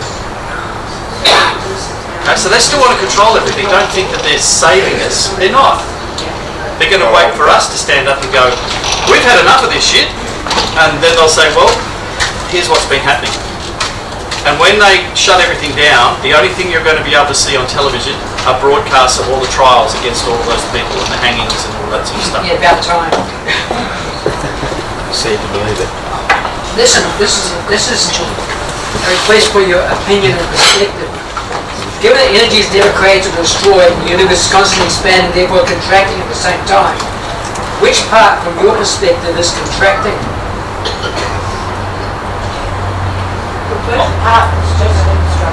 I don't think there's anything contracting in this universe. The other universe is. Black holes are the storage places of memory. I guess basically what you're saying is it's contracting in other dimensions, possibly. Is that what you're saying? I'm just looking for your perspective. So I'm just opening. This universe is expanding because consciousness is expanding. Consciousness cannot diminish. It could slow down, but it's never going to go back the other way. The reason that other universes go back and contract is because they're trying to compress knowledge into the barest essential. So they're not trying to expand consciousness, they're trying to confine and reduce consciousness. That's beautiful, thank you. But Yes. It's having a belief that everything can be boiled down to one. We used to call it Schenkerian analysis when I was studying music. We stripped all music down to like one thing. And it takes away the enjoyment and the flavour of music and makes it about a process rather than anything else. But this has raised something that happened to me earlier. The source started coming through, and I thought, well, if the opportunity arises, I'll actually open up for you guys to speak to source. Yeah. And you can ask whatever questions you want. I'll give you a bit of precursor though. If you say to source, can you tell me the meaning of life? Source will go, yes. Yes. You've got to be specific about, tell me what the meaning of life is, or tell me this, that, the other. Don't ask a question that has a yes or no answer, because you might just get a simple yes or no. So if you want details, be specific about it. Haven't done this very long, because probably most of you won't be aware that actually that was source talking to you for most of the time, because I've been channeling for so long.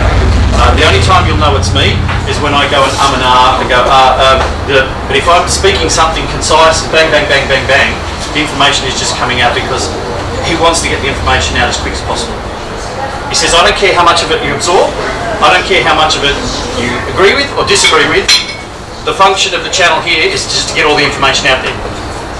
Because there's a limited time span, and I'm just going to get it all out there, especially when it's all being recorded and anyone can click back into it. So if we want to, I don't know how we're going for time. 3:30. We're going to go to, oh no, we've got time for time. So I'll leave it so, because it's tiring to do it. Yeah, we'll leave it, we'll give it maybe 40 minutes at the end. So you can start thinking about the questions you want to ask. I've already got one. No, see, a lot of the questions, because I've been asked them before, a lot of the questions I'll know. And I'll just go, oh yeah, this is what he says. Bang, bang, bang. But some of the times you'll be really quite surprised at what he has to say, because it's not what we've been conditioned to believe. And the best book that I've read since I channeled was Neil Donald Walsh's book, Conversations with God. They're beautifully written. It's got the sense of humour, it's got everything. And I think it's a great introduction to anyone who wants to know more about high spiritual consciousnesses and all of that, because it's pretty spot on. Pretty spot on. But let's get back into Islam. I was going to ask you about the pole shift. Oh, yes. Let's get into the pole shift. Back in 2010, 2011, I got the film rights to a guy called Patrick Gerald, who was talking about the impending pole shift. And that'll take me to Moses, so let's get into it. Okay, Moses, end of the 17th dynasty in Egypt. This is around about 1600 BC. And the Hyksos, which were the invaders from the east, had invaded the northern part of Egypt, and the proper Egyptians had withdrawn to the south. And there was a pharaoh in the north called Apopi, and they called themselves the Habaru. Sound familiar? The Hebrews, the Habarus, because they were from that part of Israel. And Apopi had a vizier called Joseph. Does everyone know the story of Joseph in the Technicolor Dreamcoat? Joseph, who was, bounded by his family, and poor guy, what a hero, he rose to the surface. Well, guess who wrote that story? Moses. Moses wrote a story about Joseph being abandoned by his family, and he rose from being a slave all the way up to being the vizier. So we'll just keep that in mind. Apopi wanted to find out what the actual resurrection rituals were of the southern Egyptians. So he sent two of his sons down south to get that information. His two brothers were thugs, and they finished up killing the southern pharaoh. Sequenera Tau was his name, and you'll find his mummy is one of the ones that they've identified. Sequoia-Tower has a huge caved-in skull and everything like that. Yeah, sorry. Joseph was the ancestor of Moses, so Moses couldn't have written that story. No. So Joseph became. Joseph was the son of Abram, who was one of the first ones to go into Egypt. But the Jews because the Jews came from Joseph and then Moses was the ancestor. Yeah, the story was written much later. So, but how could he have written? So it was by like oral. Well, if you tell me the story now, I could write about it 10 years from now. Or 150. Or 150 years. Or I could pass it on and somebody else could write it 150 years from now. So someone would have to write the story out and then Moses wrote it. All of the First Nations traditions were all oral for thousands and thousands and thousands of years. But how do you know? Jacob, sorry, that was his name. Jacob was the son of Joseph. But how do you know that Moses had called like had that written down somewhere else and then written it? Like is there like a scribe or something or like a document from that? Like, Well, that's why I asked who wrote the first 5 chapters of the Bible. But how do you know it was Moses? Excuse me, I'm going to interrupt here. You haven't paid and you won't pay, so you really don't deserve for the questions. Sorry. Answer. That's how it is. You pay, everyone else Excuse me, pays. ma'am, but And you those just pay me when I'm in speech here, so if you want to take that. Sorry. People came here to listen to me, not to argue on stuff. If you want to talk later and ask the questions, you can. But I'm telling you. I wasn't arguing. Do you No, I'm just saying. If you want to talk later, you can. But I'm just explaining to you that Jacob was one of the first ones who went into Egypt, and his son was Joseph. From Joseph was then Moses. Okay, so that's the lineage. So I'm just wondering, like, 'cause I know that you were talking about like the Egyptian information, like the Egyptians like ISIS. I'm just wondering, like, is there like charts and stuff that we can do to like Egypt? There's lots of Egyptian documents that talk about this. If you want a good book to read the Hiram Key by Christopher Knight. And Matthew, someone else, I think it is. The Hiram Key goes a lot into this and to Moses. But Moses is acknowledged as having written the first 5 chapters of the Old Testament. Okay, so we'll get into Moses. Because what's interesting is that Joseph sent 2 brothers down to the south who killed the Pharaoh. They caused a civil war. The sons of the southern Pharaoh, who was Sequoia-Tower, who were Kamos and Amos, chased Joseph out of Egypt. He took with him all the rest of the Habaru, which was about 6,000, took all the gold, took the crystal that was inside of the Great Pyramid in that, what they call the sarcophagus. And they put it in a box, and they fled across the Sinai Peninsula. Does that sound sort of a familiar story to anyone? Ladies of the World The Cup. Exodus story. When Moses got trapped, at the same time that Moses got trapped, the Thera volcano erupted. So all of the plagues that Moses talks about were all a result of the eruption of Thera. This is how we know when this happened. Moses, in getting to the other side, which is in Saudi Arabia, by the way, and they found the chariots and everything on the floor of the Red Sea at Nuweiba. All the evidence is there. Moses gets there, and why was he fleeing there? Because he's stolen. Yeah, but why did he go in that direction? It's not very far between there and there. It's connected The Sinai Peninsula, here, is in Cairo. the Suez Canal. Here's the southern pharaohs down here. The northern invaders were allies with the Midians. So he was fleeing to get protection from the Midianites. Gets across here, they found all of the, what's now they say is Mount Sinai.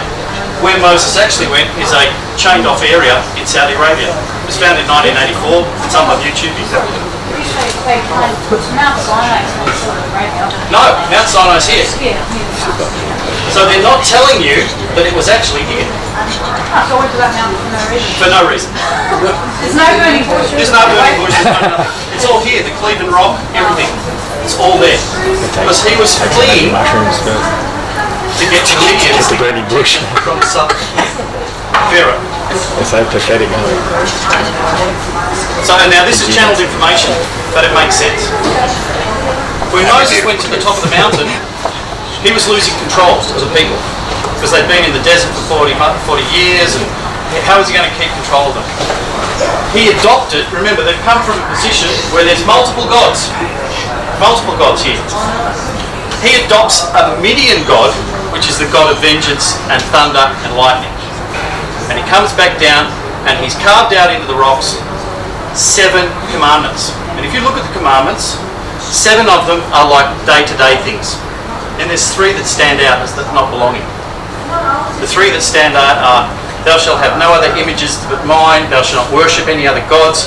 These are all about control. It's all me, myself, and I as the supreme God. Yeah, and he comes back, when he comes back down off the mountain with these 7 tablets, they've melted down all the gold into the golden calf, the bull, because we've just been for a long, long time in the period of Taurus. And we're about to go into Aries, the land. And they'd all melted down the stuff to the old gods. He chucked a wobbly, smashed the temple, said, I'm going to go back up and I'm going to save you all by talking to the god. So he goes up there and says, shit, what am I going to do? Takes parchment and everything, and he writes down all of these piddly little rules for everyone, which becomes the Talmud of the Jews. Writes down, creates another 3 commandments, takes all of those down and says, you must follow me. Changes his name from Joseph to Moses. What does Moses mean? Born of the gods. So he then writes the history.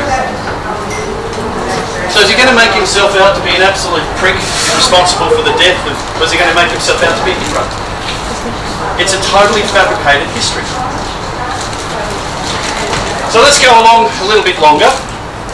Just jump back to when Moses said the volcano erupted what caused Oh yeah. destroy the water back. Yeah.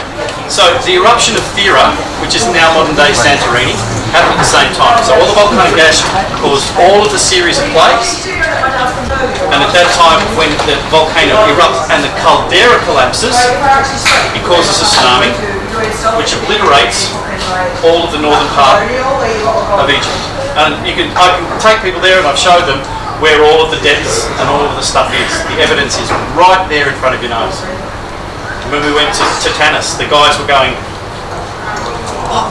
and I said, yeah, and 12 feet under you found this stone and then this stone.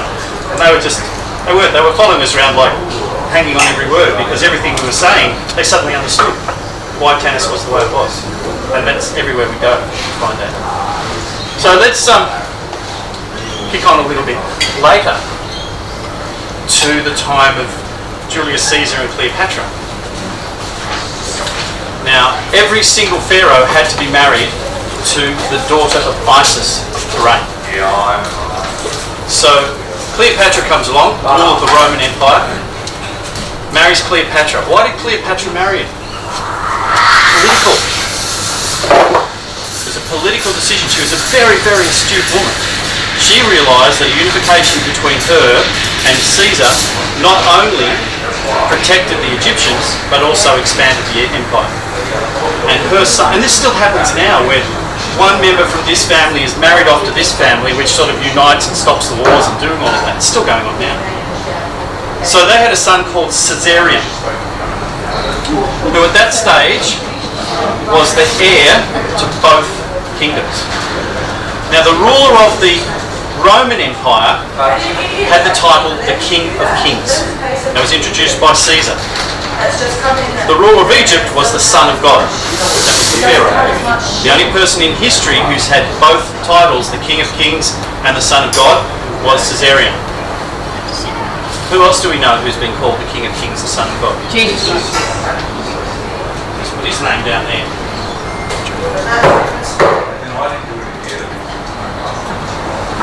Do you know the name Jesus didn't exist till about 500 AD?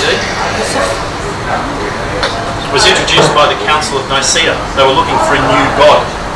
They had Zeus, Jupiter, and Jesus was one of the 5 names. Zeus is in the kitchen, huh? Zeus in the kitchen. Well, he's living well. He's fasting well. So, what happened when Caesar was murdered? Cleopatra's no fool. She sent him off to, first of all, Sri Lanka, and where they had strong trade routes, and then to India, in the protection of members of the Egyptian royal family, very wealthy Egyptian family, where he stayed for the next 20 years. What is it about Jesus? He was how many years in the wilderness where no one knows where he was? 30 odd. In Nepal. In Nepal, and there's all this documentation about, they call him Esau, which is teacher. Christos is the name that comes later, but there's documentation about this guy who comes over. He's learning the Vedic texts, which reflect everything he's been taught in Egypt. And then at some point, he upset all the Brahmin priests because he challenged their whole caste system and everything, and he came back to Egypt. And he came back to Egypt to claim the Egyptian throne. What does he have to do to be the Pharaoh of Egypt? Marry the daughter of Isis. Now Cleopatra, after Caesar was murdered, she married Mark Antony. They had 3 children. They had twins, Cleopatra Selene and Alexander Helios. And then she had a further son called Philopator the 16th. Anyone heard where people say Jesus had a twin brother? Yeah? James? Yeah? Jesus didn't have a twin brother. Jesus had a brother who was a twin. That's where the translation gets distorted. He had a brother who was a twin, who became known as James. So to become the ruler, he has to go back and find Cleopatra Selene. Now when the Romans invaded Egypt, Octavius took her and took her back to Rome, where she was sold off to the king of Juba, which is around where modern Morocco, Libya is. Who was a black man, sold off. And she had a daughter called Drusilla, who was black. Anyone heard the story about the Black Madonna? That's where it comes from. Black Madonna, yeah. From there. Because when Jesus married Cleopatra Selene II, his half-sister, he then became the ruler of Egypt. And they were married in a temple under the Giza Plateau. And he was, when to become the Pharaoh, you become anointed. What's the Christian religion all about? Baptism. It's a distortion of the truth. And he was baptized by John the Baptist, who was a member of the Egyptian royal family and a high priest, because you can only be anointed by a high priest in the Bible. This all sounds like totally logical, totally makes sense if that's correct. Now let's just play the game that it is correct, because there are some people who don't want to even contemplate that it's correct. So he's part of the Egyptian royal family, and Simon Zealots and Judas are also part of the Egyptian royal family. And those guys are really pissed off because they hate the Romans for invading them and destroying their lives. And how many times do you hear people say, but Jesus wasn't a Jew? He wasn't a Jew. He was Egyptian royalty. Do you know what they do with political prisoners in ancient Rome? They crucified them. Only political prisoners were crucified because it was a way to say to everybody else, don't question our authority. If he was just a common nobody or whatever, he would have just been gutted and strung up like they did everybody else. But he was crucified, along with Simon Zealot and Judas. You say, well, wait a minute, in the Bible it says that Judas hung himself. The whole Bible is full of metaphors. You give someone enough rope, they'll hang themselves. Well, Judas betrayed them and he hung himself, because in another part of the Bible it says that Judas was thrown over the cliffs by the other disciples, which is actually what happened. So there's the three of them are strung up. 1, 2, 3, and along comes the Jewish Passover, and all the Jews say, you can't have anyone up on crosses at Passover. It's not right. So the Romans, to keep the peace, go, it's no problem. We'll stick him in a holding cell. You ever seen a picture of the cell or the stone cave that Jesus was put in? It had a rolling door. So it wasn't a tomb, because obviously they wanted people to go in, hold them in there and do whatever. So they stick him in a holding cell until Passover's over. Well, clearly somebody let him go and he didn't die on the cross. What evidence do we have that Jesus didn't die on the cross? Because his tomb is in Srinagar in Kashmir, which is what all the fighting between the Indians and the Pakistanis about is who has control over Jesus' grave. And there are hundreds of people in Srinagar who will say that they are a direct descendant of Jesus Christ. So when he's released, it looks like death warmed up. And he says, I can't stay here, I have to go. I have to go to heaven, which is where he was talking about India. It's to go. Mary Magdalene, his half-sister, travelling with him, they split because now the gig's up. He goes off to India. She goes around the coast via South France, which is where the Cathars and the Gnostics all come from, and they tell the true story. So what did the Catholic Church do to the Cathars? Demonise them. They did more than that.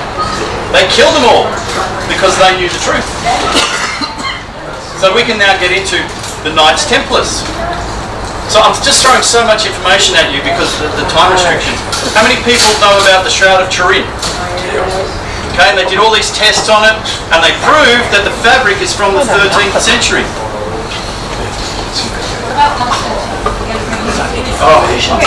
Probably not at this stage. But the Shroud of Turin, they proved, comes from the 13th century. What happened at the beginning of the 13th century? The Templar Knights, who were the most powerful group in the land, had loaned money to Prince Philip, King Philip of Spain, and he didn't want to pay it back.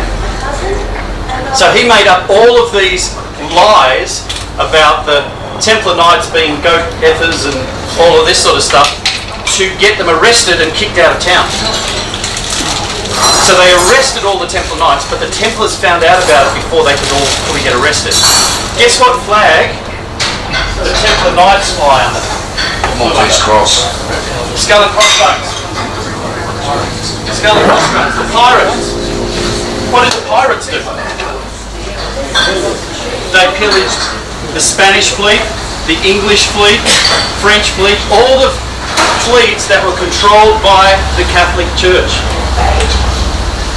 Do you know where they found the pirates? In the 13th century? The West Indies. So when they fled Spain, they made their way to the West Indies. So all the evidence will be there. So the skull and crossbones are all the Templar Knights who now run all these secret societies. And they now control the church as well. Through the Jesuits and through all the deals and everything that have gone on. So this little web, there's so many layers to it. And I don't have the time to go into all of it. I'm just trying to give you a little bit of background about what's happening on the planet, the agendas of who's behind it, what higher agendas are, etc., etc. And it will probably beg more and more questions as you go through this. I've been doing this for the best part of, 50 years, I guess. I don't carry the evidence around with me. But I say to everyone, never believe anything everybody tells you. Go and research it for yourself. And you'll find that a lot of this stuff, instead of being polyfiller, actually all the pieces fit perfectly.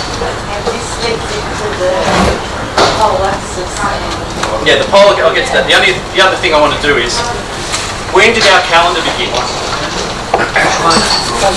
The one that we're in now. The Gregorian, Gregory. Gregorian/Julian calendar. The year 0. Okay, who put it in place? Rome. No, it was put in place by Julius Caesar. But the Romans used to be on a moon calendar. And he found out about the solar calendar from Cleopatra. So he took the solar calendar back to the Romans. And it was called the Julian calendar. Pope Gregory adjusted it because it didn't quite work. So, year 1, Julian calendar. Problem is, the Julian calendar was put into place in 44 BC. How does a calendar get put in place 44 years before the birth it's supposedly based on by a country that was anti-Christian for another 300 years? It's like, it just doesn't add up. But it does add up because most of the theologians will tell you Jesus was born about 4 or 5 years before the year 0. Who was born 4 or 5 years before Julius Caesar put the calendar in place? Caesarion. At the time, the Star of Bethlehem, there was a comet went through, which is marked by coins on Julius Caesar, commemorating his death actually. And they called it the Star of Bethlehem. When you start digging around, you find all of the evidence that supports the real story, and then you start to go, wait a minute, we've just been told this whole mess of lies. Who wrote the Bible? Oh, live, shut up. Live. Orchestrated all these Can you things? just go and talk in there? Because I'll keep hearing you instead of him. I can't hear two conversations.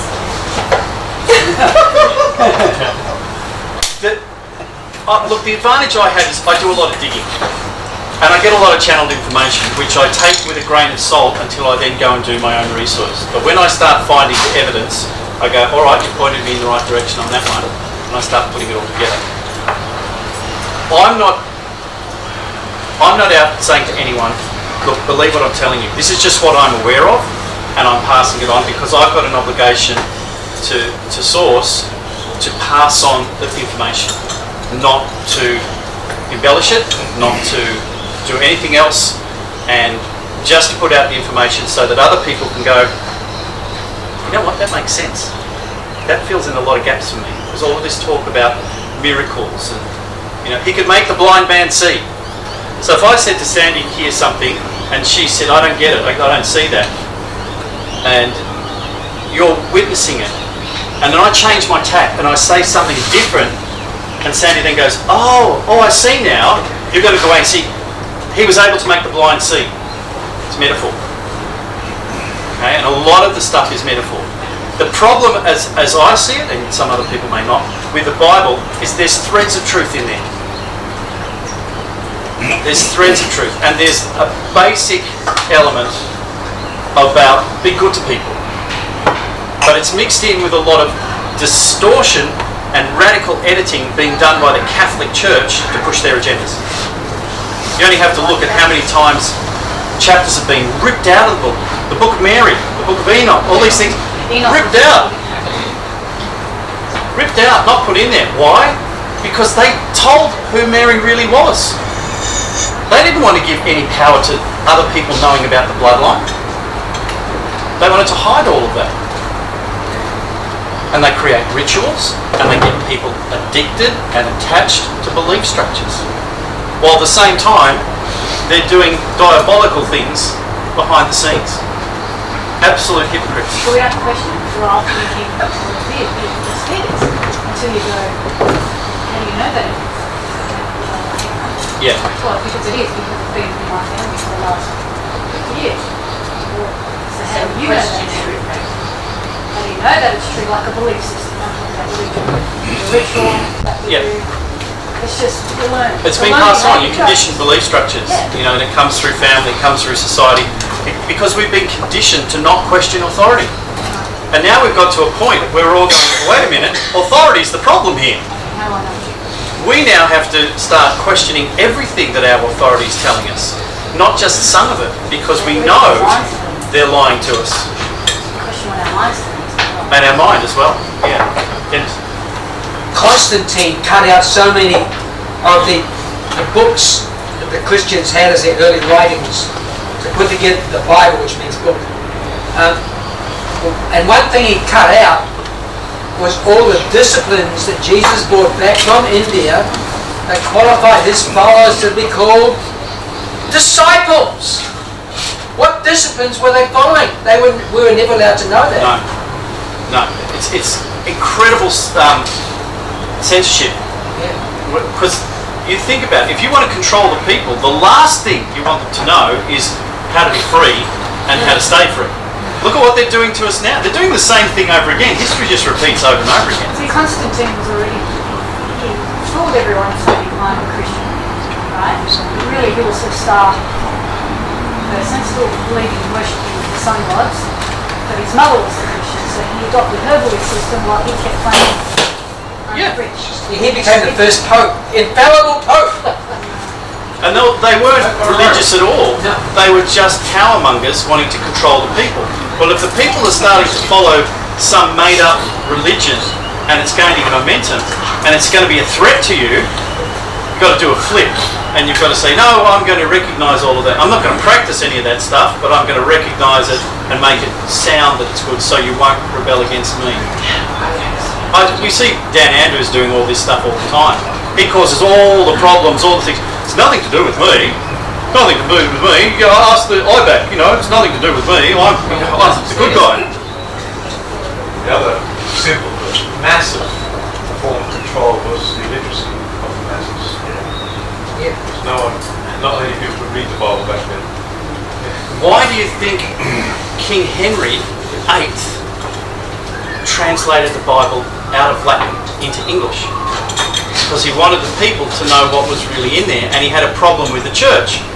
Now that raises a whole other thing, because he was married off to Catherine of Aragon because she was the bloodline of Drusilla. She was the bloodline of the gods. Came up through Catherine of Aragon, and so they were trying to legitimise the English throne by marrying off to her.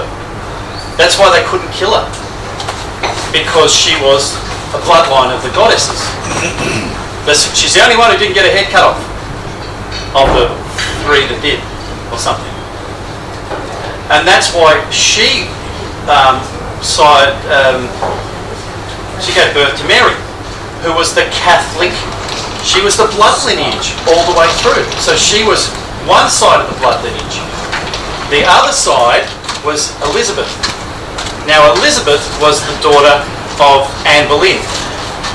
If we read the textbooks, she was just a lady in waiting in the court, and Henry saw her and he loved her, and so he married her. No, she was part of the Reformation movement in France. And Thomas Cranmer brought her over because he wanted to set up a separate church away from the Catholic Church where he had the power. So he positioned her right in front of Henry so that Henry would marry her, and then he would get this power to set his own church up, the Church of England, etc. We're not told the whole truth. It's amazing when you get into it. How can you compare and consider I can call anyone anything I like. A hypocrite doesn't mean they're right or wrong. It just means they don't do what they say. anything that you're not doing what you say, you don't believe in right and wrong? I just said it's got nothing to do with right or wrong when somebody doesn't do what they say they're doing. That's what a hypocrite is. But a hypocrite is generally a negative or a wrong. No, it's a statement of being. So you don't mind hypocrites then? I didn't say I didn't mind hypocrites. I just said he's a man who doesn't do what he says. Are you a conscious hypocrite? That's the word. No, that's a statement of fact. But is it wrong to do? are you conscious when you're a hippie? Everyone has a choice to be That's not whatever what they it's want. saying. It's not saying whether it's right or wrong. It's just saying he's a hypocrite. Yeah, I know that, but Like a dog's a dog, but is it right or wrong? It's a dog. generally hypocrites seen as something wrong, right? Well, in your eyes they are. I just see that they're taking a role, they're playing purpose. So, but how will you discern truth from right and wrong? Well, how you discern truth is up to you. I can't tell you how to discern truth. All I can do is put facts in front of you and you can make the decision for yourself. But I'm asking, because you made the statement that right and wrong is so I'm asking you, how will we discern the truth? And say you're making a claim, obviously, that is not true. No, I think you have a problem with listening. I was very clear at the beginning, saying that I'm not stating truth, it's what I'm aware of. But you claim that right and wrong is that's what you said. What I said was, in the universe according to source, there is no right and wrong because everything has purpose. Yeah, but that's your claim. So how do you back that up? I don't have to back up anything. I'm putting forward a perspective. Whether you choose to agree with it or not, that's up to you. I'm just questioning. Just stop. Hang on, let her speak. She's got a right to speak. Hang on. Right? I get what you attempted to do. You're attempting to work things out for yourself.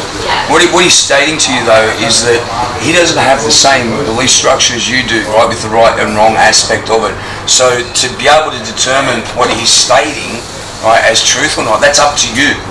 It's your choice to make that decision, right, and to see whether that fits in with your paradigm, what you believe in, what you feel inside you. That's what I'm doing. I'm asking you a question so that I can discern. Yeah, but you didn't He's trying to understand what you're saying. He's trying to understand where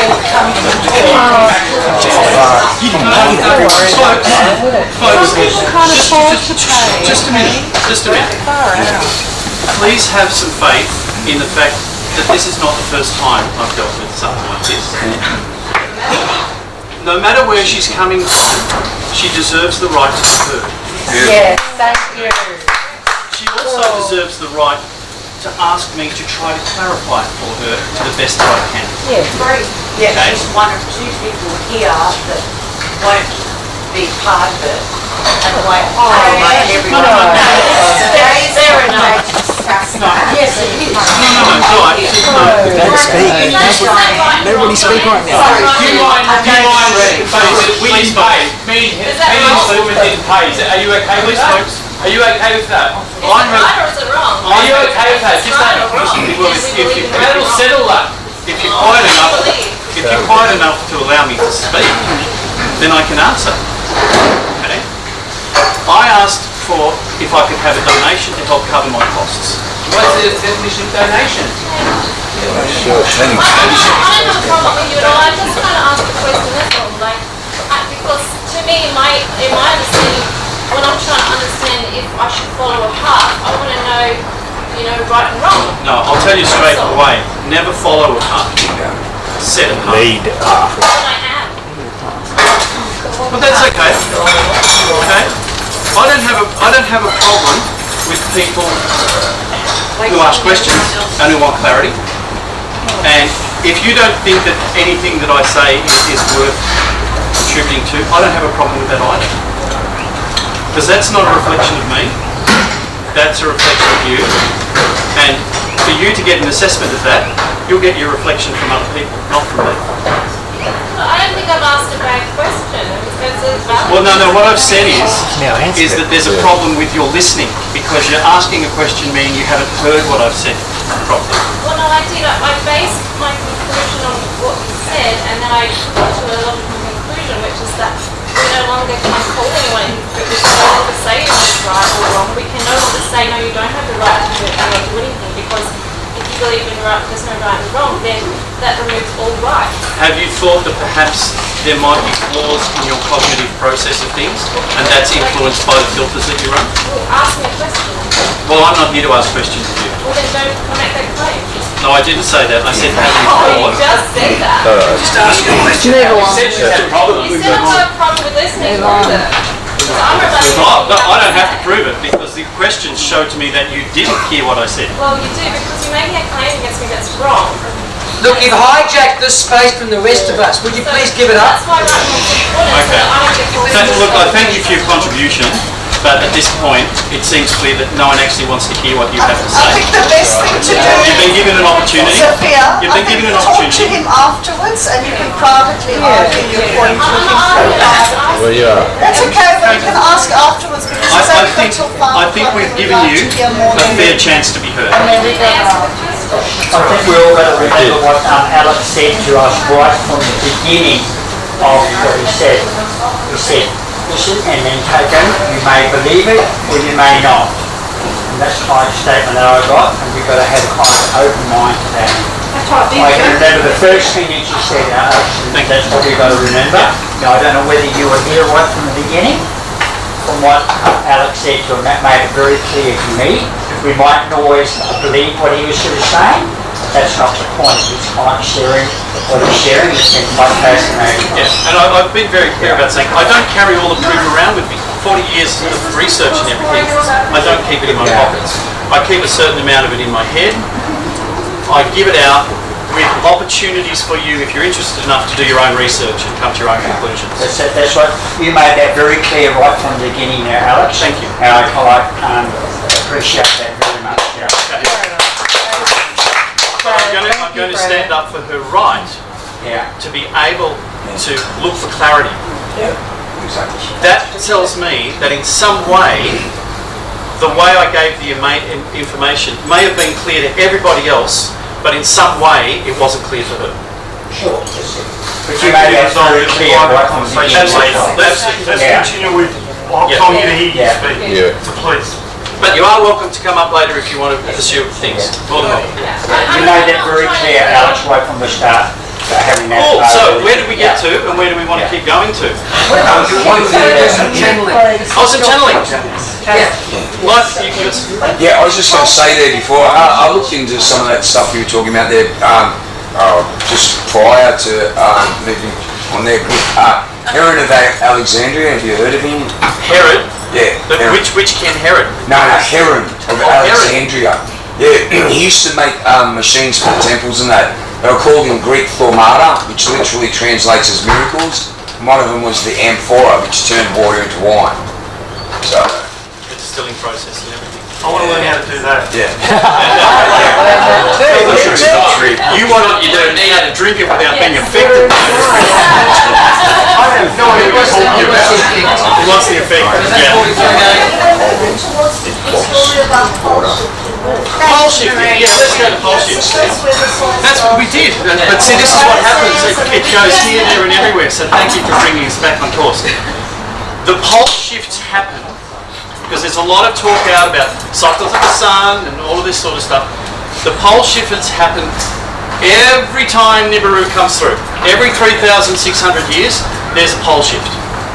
Whether the pole shift is 5 degrees or 10 degrees or a complete pole shift, which is 180 degrees, depends on how much the crust is displaced from the core, which is dependent on where Nibiru is in relation to the Earth. Okay, so if the Earth's over here, the effect is not as much. It still happens, and here's how it happens. When we have a solid Earth, the crust is attached to the core, and we have one North Pole and one South Pole. It's pretty stable. It moves a little bit, but it's pretty stable. When Nibiru comes through, all these forces pull at the crust, and the crust separates. Now the Earth is not a sphere, it's an ovoid shape, which means if it moves, it's going to get stuck. It needs to move a lot. It needs to separate a lot. When it separates, two North Poles, two South Poles, like poles repel. Because the core is massive, the crust gets repelled. And then it gets stuck, and it's safe. So we get a 5% or 10% pole shift. And there's numerous records of the poles shifting every 3,500 years by 5 degrees, by 10 degrees. But every now and then, it completely separates and it does a 180 degree shift and reattaches. Now, I've found evidence in ancient Egypt of at least 5 pole shifts. They talk about twice the sun rising where it now sets, and I found evidence of the zodiac goes backwards. The procession goes Taurus, Aries, what's the Pisces, Aquarius. It's going backwards. But in ancient Egypt, it's the other way around. And at Dendera, on the ceiling, they have it the other way around. So, let me do a simple thing to show you how this works. What direction is that going in? Clockwise. Is it? Clockwise? No, from your perspective. From my perspective, alright, I'm going to keep turning it in the same direction. Still clockwise? Okay. But if I do it upside down, if I look at it from underneath, it's going anti-clockwise. It goes back the other way. So the rotation of the Earth, if you look at it from the top, is going clockwise, but if you look at it from the bottom, it actually looks like it's going anti-clockwise. So the sky, because it turns up the other way, they see a different arrangement of the stars. And in ancient Egypt, there's all this evidence that Egypt used to be in the southern hemisphere. And here's the other one. In Egypt, they have a symbol called the winged disc. It's a sun, 2 cobras, and then wings. And you'll see it across doorways, see it across lentils. But what's interesting about it, the disc is red. Not yellow. Our sun's yellow. Nibiru is red. Okay, so this sun, the Egyptians call it the winged destroyer. And they have 2 names for the sun god. One is Ra, the other one is Rahakti in the west. Why would you give the sun a second name if it's there all the time? You would only need it if the 2 of them were in the sky. One is Ra, and the other one is Rahakti in the west. Which comes to the Sphinx. The Sphinx, if you've got a date coming up a couple of months in your calendar, what do you put the calendar? Circle it, put a mark to remind you that it's coming up. What if something was coming up 3,500 years from now? What are you going to do? What about the fact that you carve out of the ground a lion that faces in the direction of where that's coming from? Rahakti in the west. The Sphinx. And there's actually 2 sphinxes on the Giza Plateau. One of them's still buried. But that's a whole other question. The thing that's really exciting, especially when it comes to ancient Egypt, but it's elsewhere in other cultures as well, is how much information is buried below the surface. To know that when these pole shifts hit, if I've got this cup or this saucer and it's got water in it, and I suddenly move the cup there, what happens to the water? It spills, it drops down, stays where it is. So if this is the planet, and the planet's going to rotate, okay, the water's going to stay where it is, and it's going to create tsunamis that are as deep as the ocean is. Because all of that water is going to suddenly come over here. Now, I've been shown that the direction of the next shift, and the pivot points are the safe points. That's why most of this stuff is still visible in Africa, because Africa is the strong pivot point. And all the stuff that's on this 90-degree area gets washed under. The pyramids under Japan, and all of these areas, they're gone. So the next shift is going to be the Earth go this way. So all the water that's north of here is going to come down and be divided by the Great Dividing Range. So if you're below maybe 300-400 feet, like here, the water's going to come through. If you're high up, this line. Is that very high up? I was told. Well, Nobody can swim here. I asked. I'm for real. It's for real. They actually say we're going to be flooded. I asked the question, and Saul said to me 400 metres. You need to be at least 400 metres up. Have a And big he- surfboard. A big surfboard, a really big The surfboard. reason I ask is that my sister went blind when she was 39. She had a tumour. And she was given my grandfather's Bible, I was given my grandmother's, and in front of his Bible was that the Great Dividing Range up Barrel or that way would be the new coastline. So he'd known about it and they talked about it all those years ago. And she moved up there when she was blind because she believed it. So I'm just saying, like this, when this came to me, I already had a You'd already had history of it. knowing. See, I'm not going to say to anyone, move up higher than 400 metres into the tambourine dance. But what I would say to you is if you feel the urge to shift from here, and that's where you feel to go, follow your intuition. Yeah. The high ground's always a safe ride. The next In a couple lot of of, years. a lot of the times, not Yeah. always. Yeah, so long as you don't go and camp on a volcano or something. But how interesting is it? Mount Etna's erupting again, big time. Krakatoa's gone off for the first time in a long time, and Krakatoa was a big one. The one in Mexico's gone off, and there's one more that's gone off somewhere. Russia, Colombia. In Russia, yeah, they're all. The signs are everywhere that things are shifting. Stuff is happening, and we can stick our head in the sand. Well, being like an ostrich, but as I say, look, if you stick your head in the sand, sooner or later somebody's going to come along and up the button. You're going to get it. So look around. Yeah,